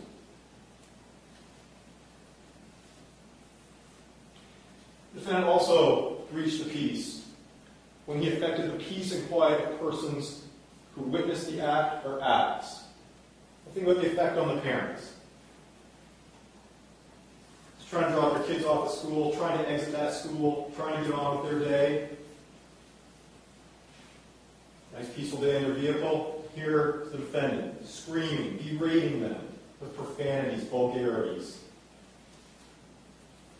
And what was the effect on Megan Wilson? Remember Ms. Wilson?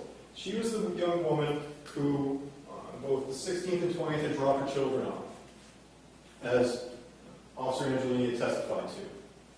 But by the third day, July 22nd, what does she do?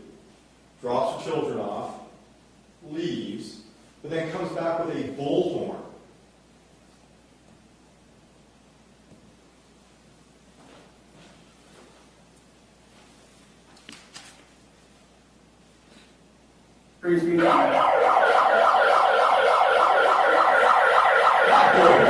That bullhorn right there. Again, you see her marching across the street. She is fed up. This is Christy.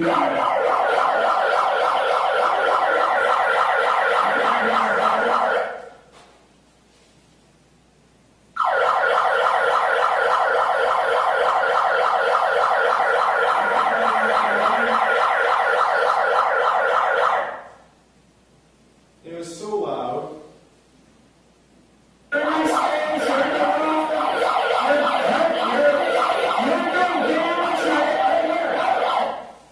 loud. It was doing damage to the defendant's own ears. That is what the defendant's actions caused. He caused Megan Wilson to come back with a bullhorn and blare an obnoxious siren for 7 minutes. 7 minutes of that siren going off. What effect did that have? Remember Mr. William Jewell, the first witness this morning, trying to sleep in his house there at the corner of Williams and Naranja. Woken up with both the profanities, the yelling, but also that bullhorn. His peaceful sleep was breached as a direct result of the defendant's actions. Now you'll see in the jury instructions, you might be thinking, well, and counsel alluded this in his opening that, well, it was Ms. Wilson who was causing the problem. The defendant didn't have anything to do with it. You're going to see an instruction, ladies and gentlemen, that reads that if the defendant's words, by their very utterance, tended to incite an immediate breach of the peace, you should find him guilty of all the elements of the charge been proven. The defendant's words, what was on the sign, the words coming out of his mouth, led Ms. Wilson to breach the peace of William Jewell. It incited her.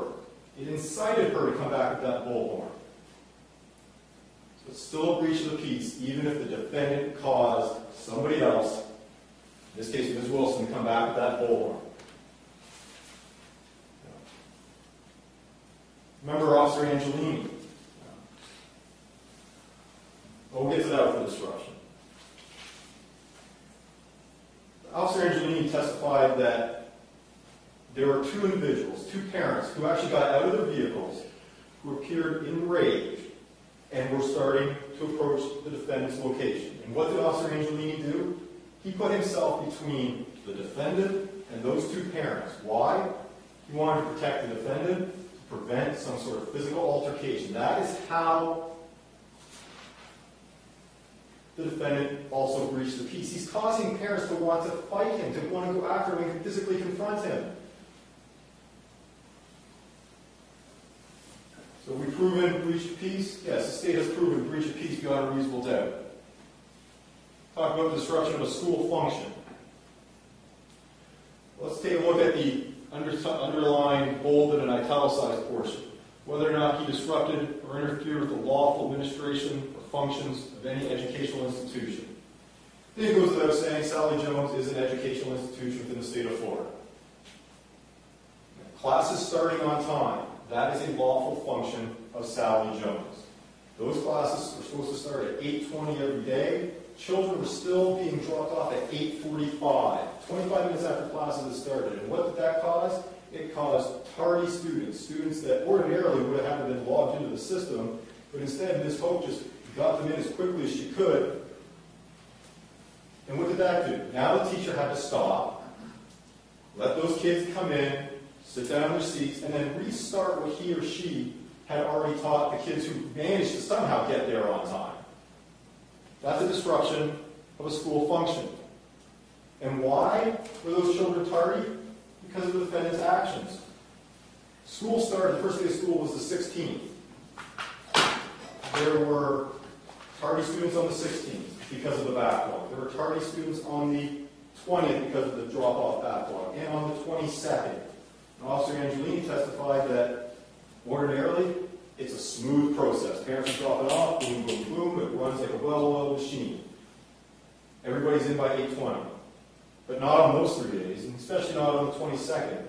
Officer Angelini testified that was the worst of the days. Even Ms. Hope testified to that, with the screaming children, the crying children. That backlog was created solely by the defendant. Because remember, Ms. Hope testified that after the 22nd, after the 22nd, the defendant was never at the school again. And there wasn't a drop-off backlog ever again either. There was the usual number of tardy students, a limited number that she could go back to that special system where they bring the parent in and they log them in, and it's that whole process that she described. The only day that she had to abort that process was the 22nd, because that backlog created by the defendant was so great, so large. She also had to reallocate her resources. Mr. Deswin, the PE teacher, who had his usual tasks, now he had to go out to the road. He took his boombox with him. He's trying to play music to drown out the defendant as well. Ms. Hope now had to reallocate herself to do what Mr. Deswin did. Those are the lawful administration and functions of the school being disrupted and interfered with. How do we know that it was knowing and unlawfully? Think about his location. Right? He sets up at the only spot where the parents have to come to a stop, the only spot where there's a stop sign. Asked Ms. Hope, what if the defendant had set up down here at the entrance off of Mackenzie? Well, the impact would have been much less, because the parents don't have to stop there. They come from the east or from the right here on Mackenzie. There's no stop. They turn into the entrance, and off they go.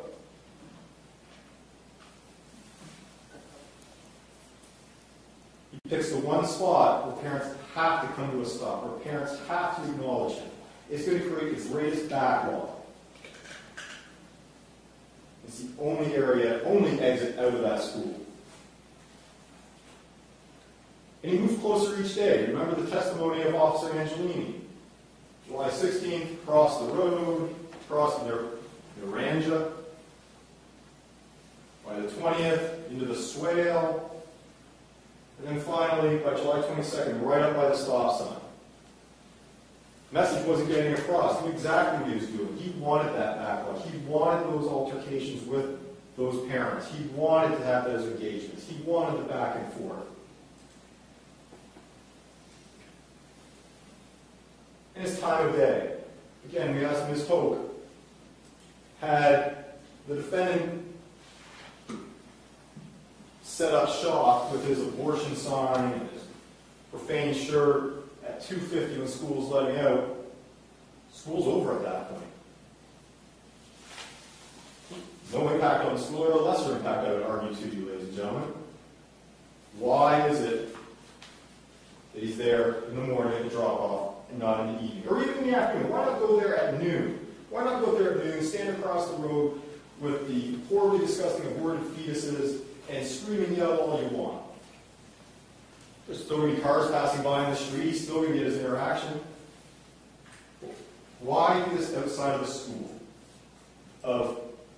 Now, if it's a university that's teaching abortions and talking about abortions, yeah, maybe that makes sense to do it there. But at a K through 5, 4 to 10-year-olds, his content is intended for adults.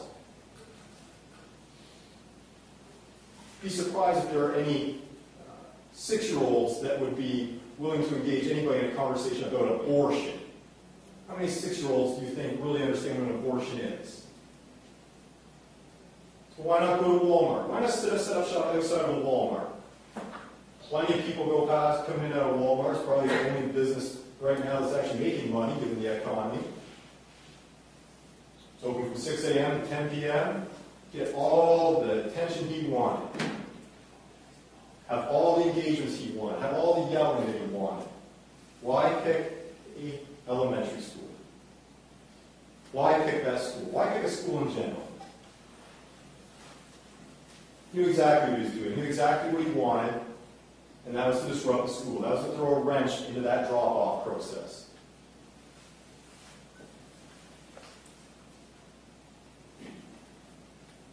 And what legal justification did he have? All right, what legal justification did he have to disrupt the school function? It wasn't preventing anything. There was no legal justification to disrupt or interfere with the school functions of Sally Jones. Ladies and gentlemen, I ask you that you can consider all of the evidence. The only verdict you can come to is that of guilty as to both charges. Thank you very much.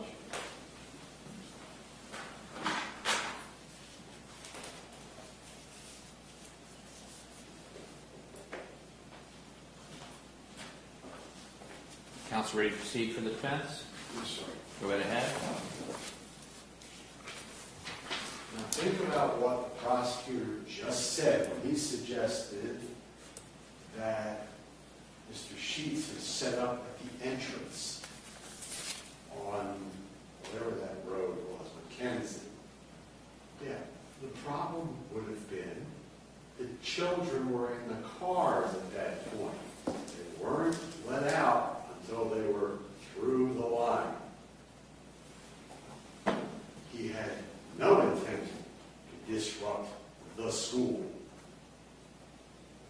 He wanted to take his protest to the adults in the cars.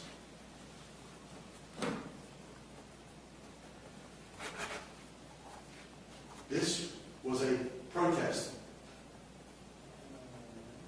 about abortion, about the police.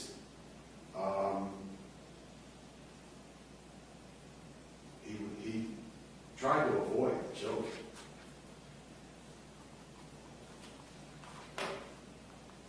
If you take the state's argument to a conclusion, you need to pick where you're protesting. You can't do it in a school now.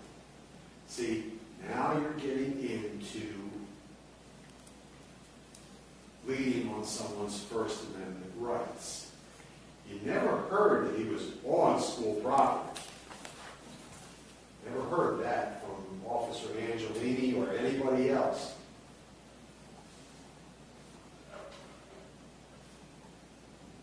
Again, his protest was directed at adults.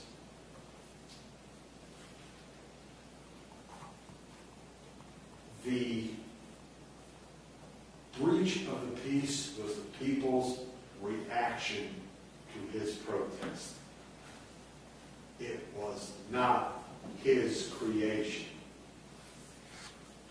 The disruption was people reacting to his protest.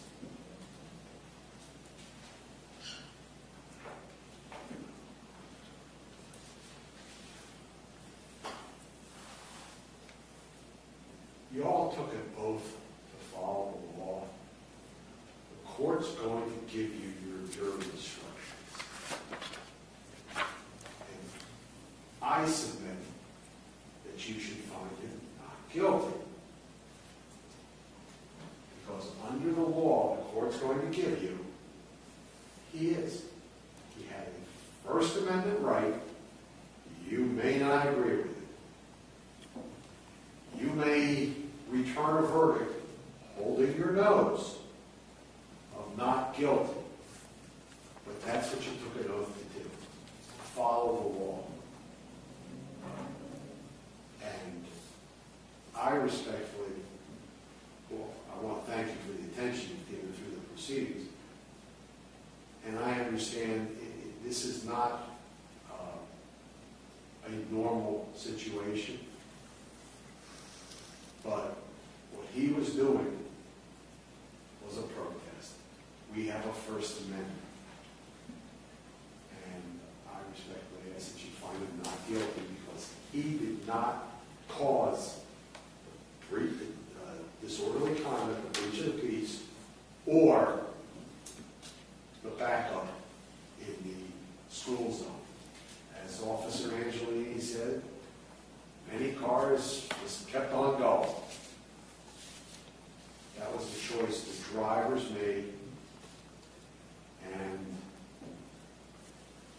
shows that he was not himself causing the backup because people wanted to argue with him. That's their right too.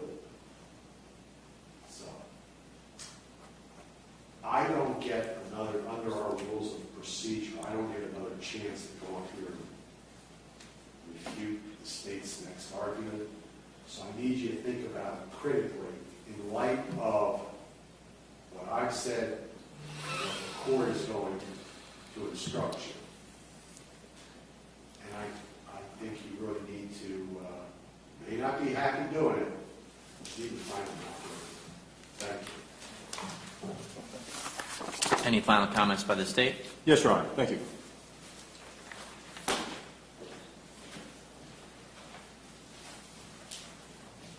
You're going to get a packet of jury instructions when you go back to deliberate. It's going to contain all the instructions on the law, the element of the crimes that I went through. One of the things that you are not going to see anywhere in this jury instruction packet is that the defendant had to be on school grounds to commit these crimes. You saw it earlier, and you'll see it when you read through it. He doesn't have to be on school property to breach the peace, to cause Ms. Wilson to breach the peace of Mr. Jewell. He doesn't have to be on school property to cause that backlog, that caused the delay, and cause all the tardy students. This doesn't have to be there. Counsel says that this protest, and I'll use air quotes around that, was directed at adults, not at children. Then why is he anywhere near children in the first place? If this is directed solely at adults, find an adult, predominantly adult area. Why do we go to an elementary school? Why do we go to an elementary school if he's directing this only at the adults? Like I said, go to Walmart during a school day when it's going to be just adults. There's going to be the greatest number of adults if he's truly wanting to direct this at adults. Or better yet, go to an abortion clinic. If he's truly wanting to protest abortions and aiming at adults, here's an idea. Go to an abortion clinic. It's going to be adults who are coming in and out of there, not 4 to 10-year-olds. It doesn't make any sense to think that this was directed at anybody other than the children and directed at anything other than disrupting those school functions.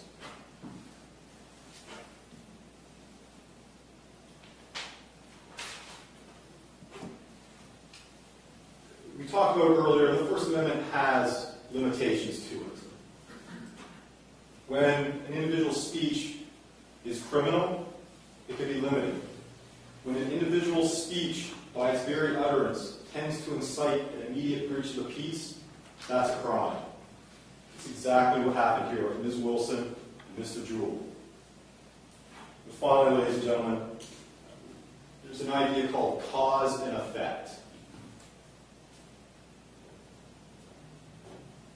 Counsel wants to blame the parents for what happened at Sally Jones. They didn't cause the problems. They were the effect. The defendant is the one who caused the problems. The parents were merely the effect of his actions.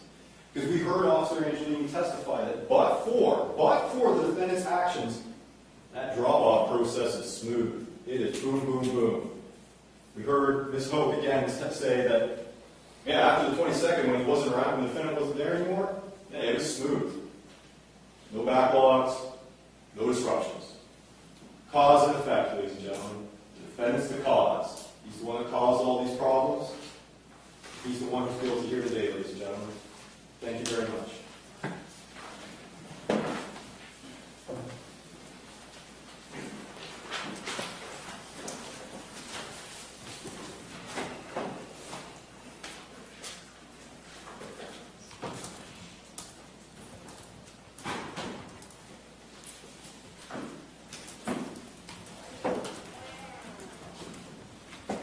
Members of the jury, I thank you for your attention during this trial. Please pay attention to these instructions I'm about to give you.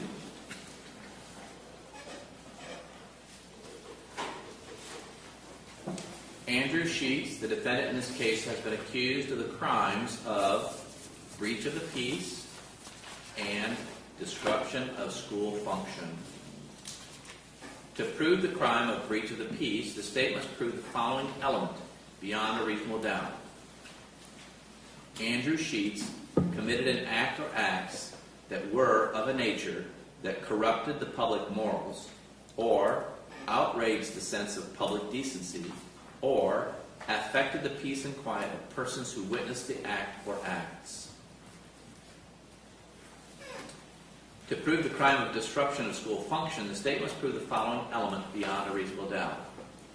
Andrew Sheets knowingly and unlawfully disrupted or interfered with the lawful administration or functions of any educational institution, school board, or activity on school board property in this state.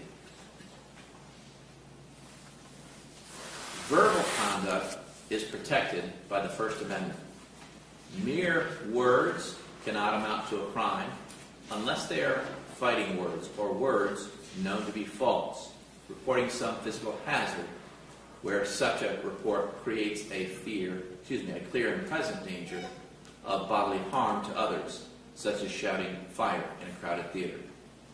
Fighting words are those which are likely to cause the average person to whom they are addressed to fight.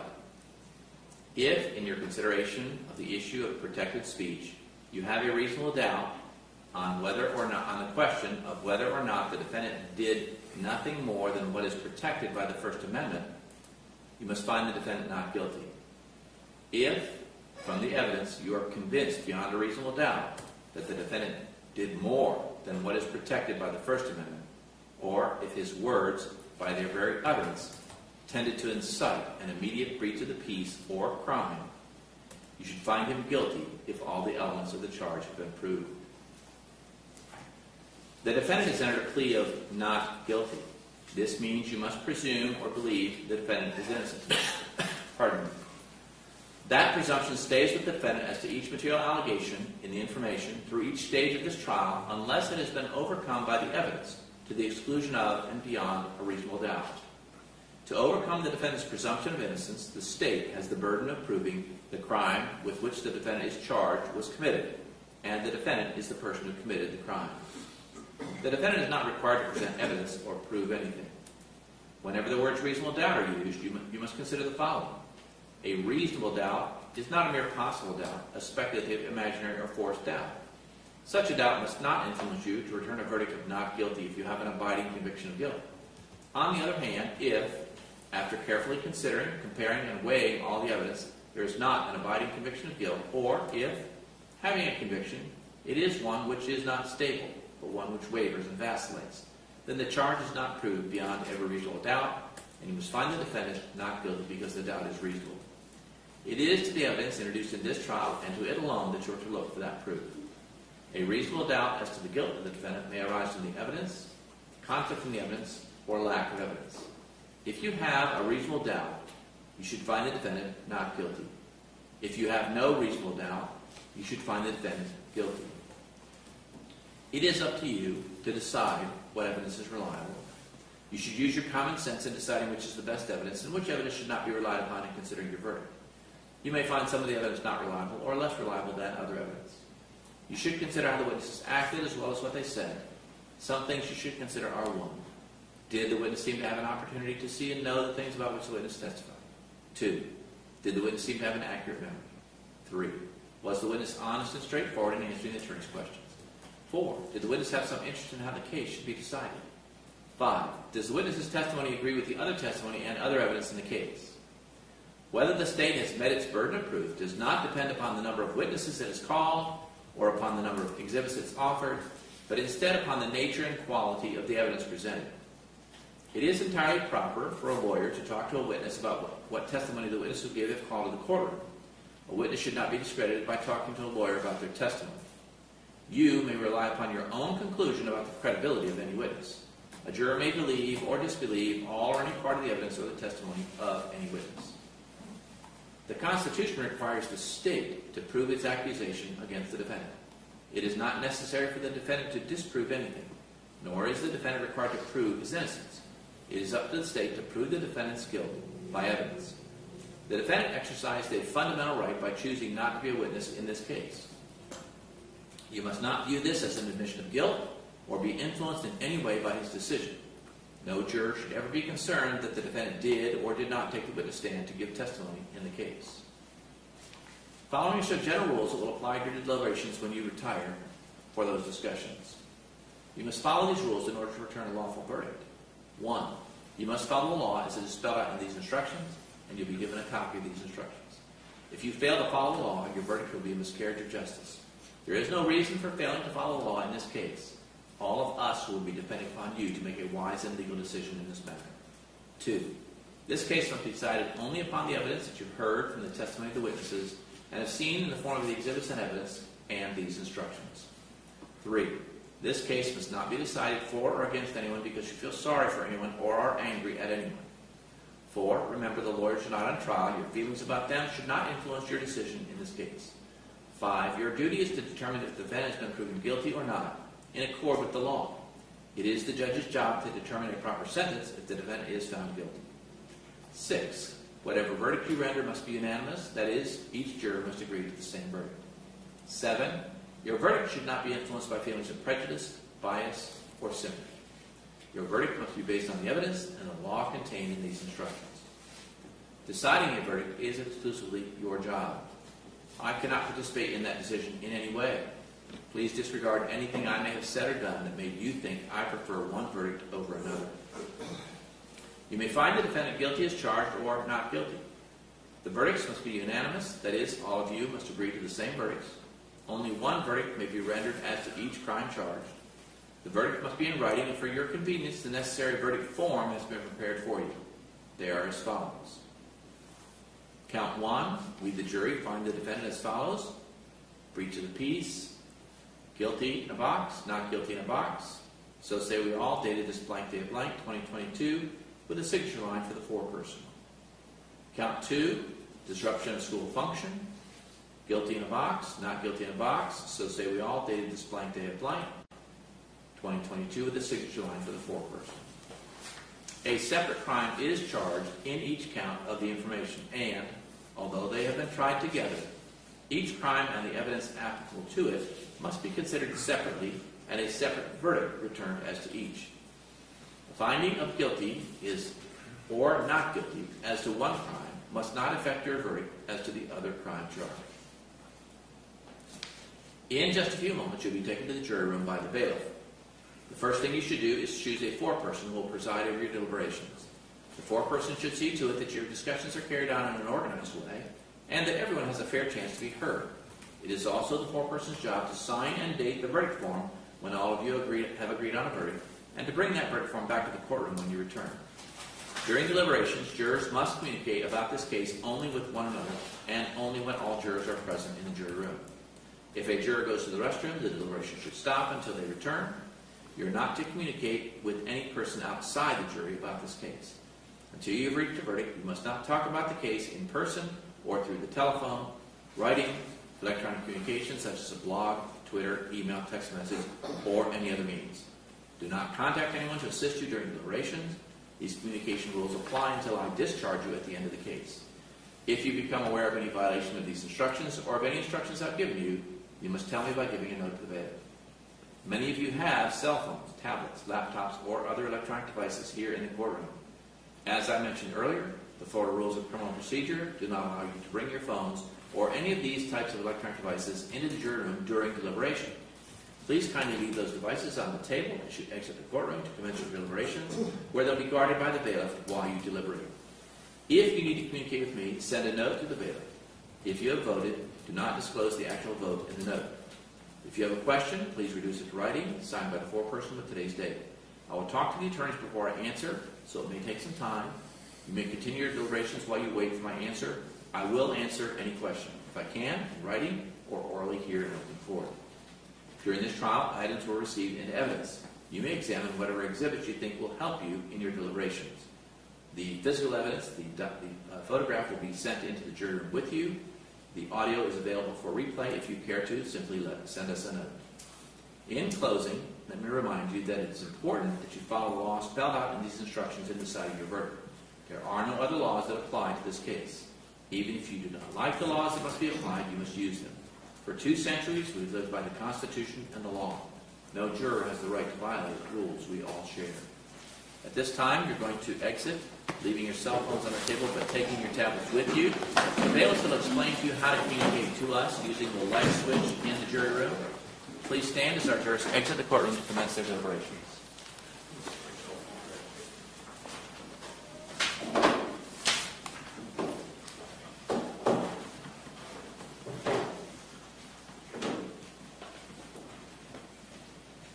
Please be seated. We have our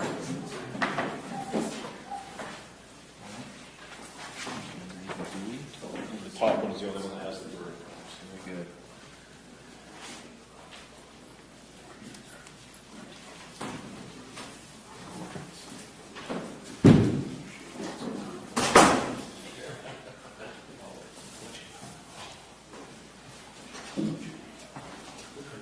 Please be seated. Anything else from the defense at this time? No, Judge, just renew my motions for directed verdict. That's it. Any responsive argument from the state? Nothing, Your Honor.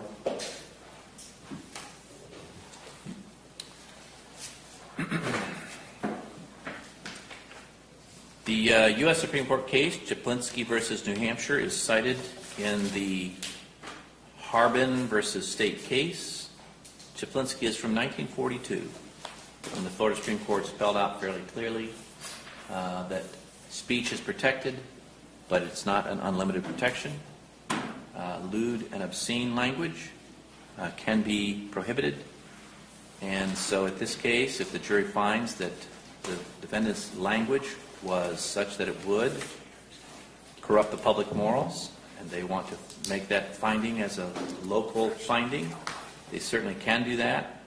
But these facts are facts about which reasonable people in this community would differ. And since the jury sets the community standard, I would have to leave the decision to the jury. So would not be able to grant a verdict at this time. You're free to remain in the courtroom or leave the courtroom, whichever you prefer, while the jury is deliberating. If you're going to leave the courtroom, please give the bailiffs your cell phone number so that they can contact you and get you back in here as quickly as possible if we get a question or once we get a verdict. We'll be in recess at this time. All rise. Court will be in recess.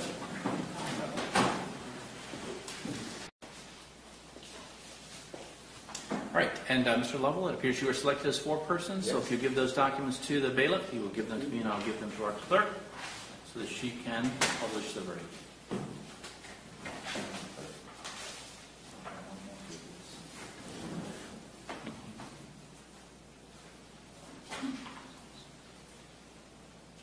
In the County Court of the 20th Judicial Circuit in and for Charlotte County, Florida, in the year 2022, State of Florida versus Andrew Sheets, case number 21-1041 MF. Verdict, count 1. We, the jury, find the defendant as to count 1, breach of peace, guilty. So say we all, dated this 9th day of June 2022, signature of foreperson Rodney Lavelle. In the County Court of the 20th Judicial Circuit in and for Charlotte County, Florida, in the year 2022, State of Florida versus Andrew Sheets, case number 21-1041 MF. Verdict, count 2. We, the jury, find the defendant as to count 2, disruption of school function, guilty. So say we all, dated this 9th day of June 2022, signature foreperson Rodney Lavelle. Any requests from the defense at this time? Request for polling, Judge. All right. Ladies and gentlemen, as I indicated in the jury instructions, this verdict must be unanimous. It must be the verdict of each individual juror as well as the verdict of the jury as a whole.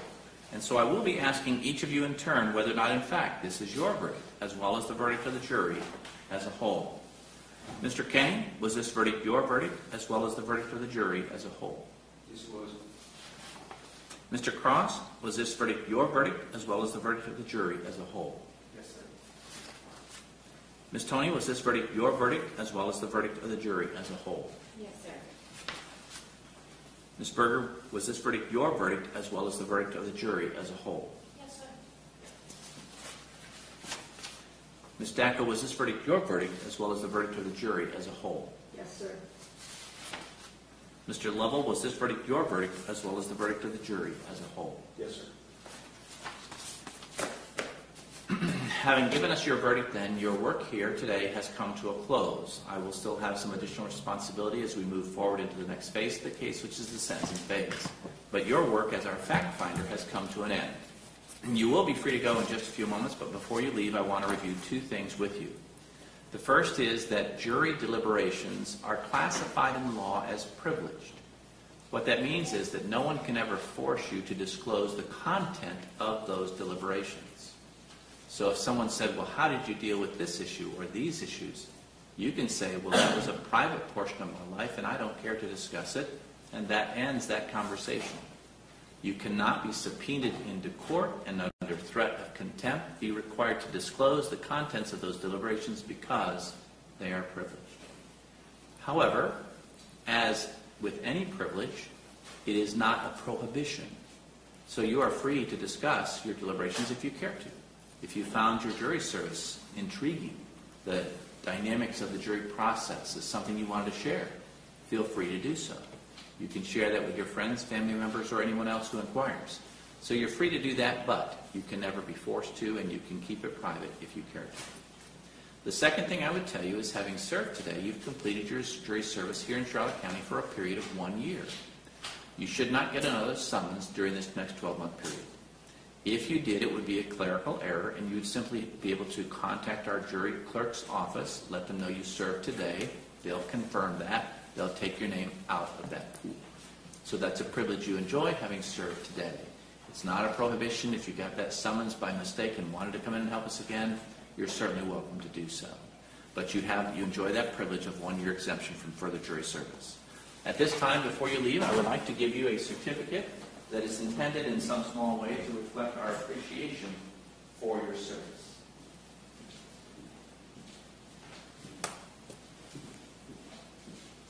Okay, thank you for your service.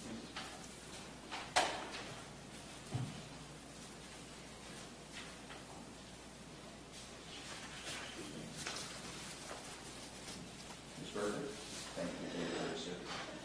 Ms. Jackson, thank you for your jury service. Mr. Rumble, thank you for your jury service.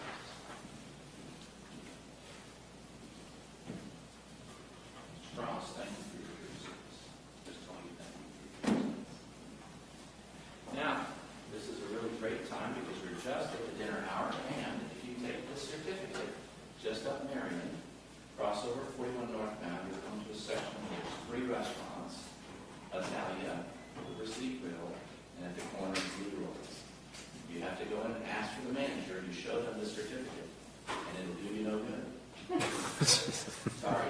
We don't have buy one, get one, anything I have for you, but we do give you this because we really mean it. We have a promise in our Constitution that if somebody's facing criminal charges, they get a jury trial of their peers. But I can't keep that promise. There is no one in this room who can keep that promise except you. Because you came in today, you honored your civic duty, and you helped us by having this jury trial today. So we thank you for coming in and doing this, helping us once again keep that promise. If someone's facing criminal charges, they can ask their friends and neighbors to come in, hear the case, and decide when the fact occurred. So thank you for helping us again today. You're going to be excused, but you can observe the sentencing if you care to. Just I ask that you would sit beyond the bar for that observation, and you don't have to. You can just keep one right out the door because the rest of the day is yours. Thank you all. Please stand as our jury stands for the level.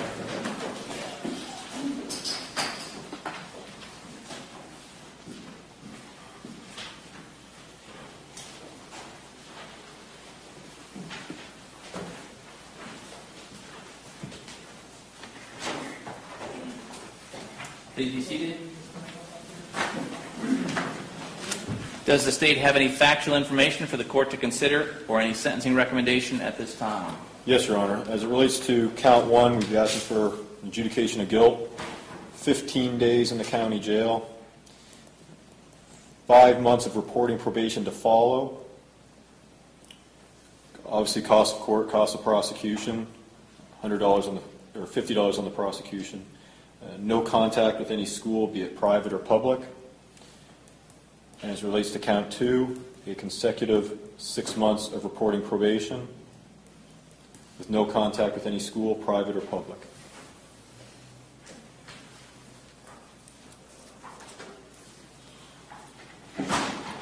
Any factual information from the defense or any sentencing recommendations at this time? The only factual is he's got 0 priors, Judge. So I was going to ask the court to withhold on both counts and give him 6 months probation concurrent or even 12 months consecutive.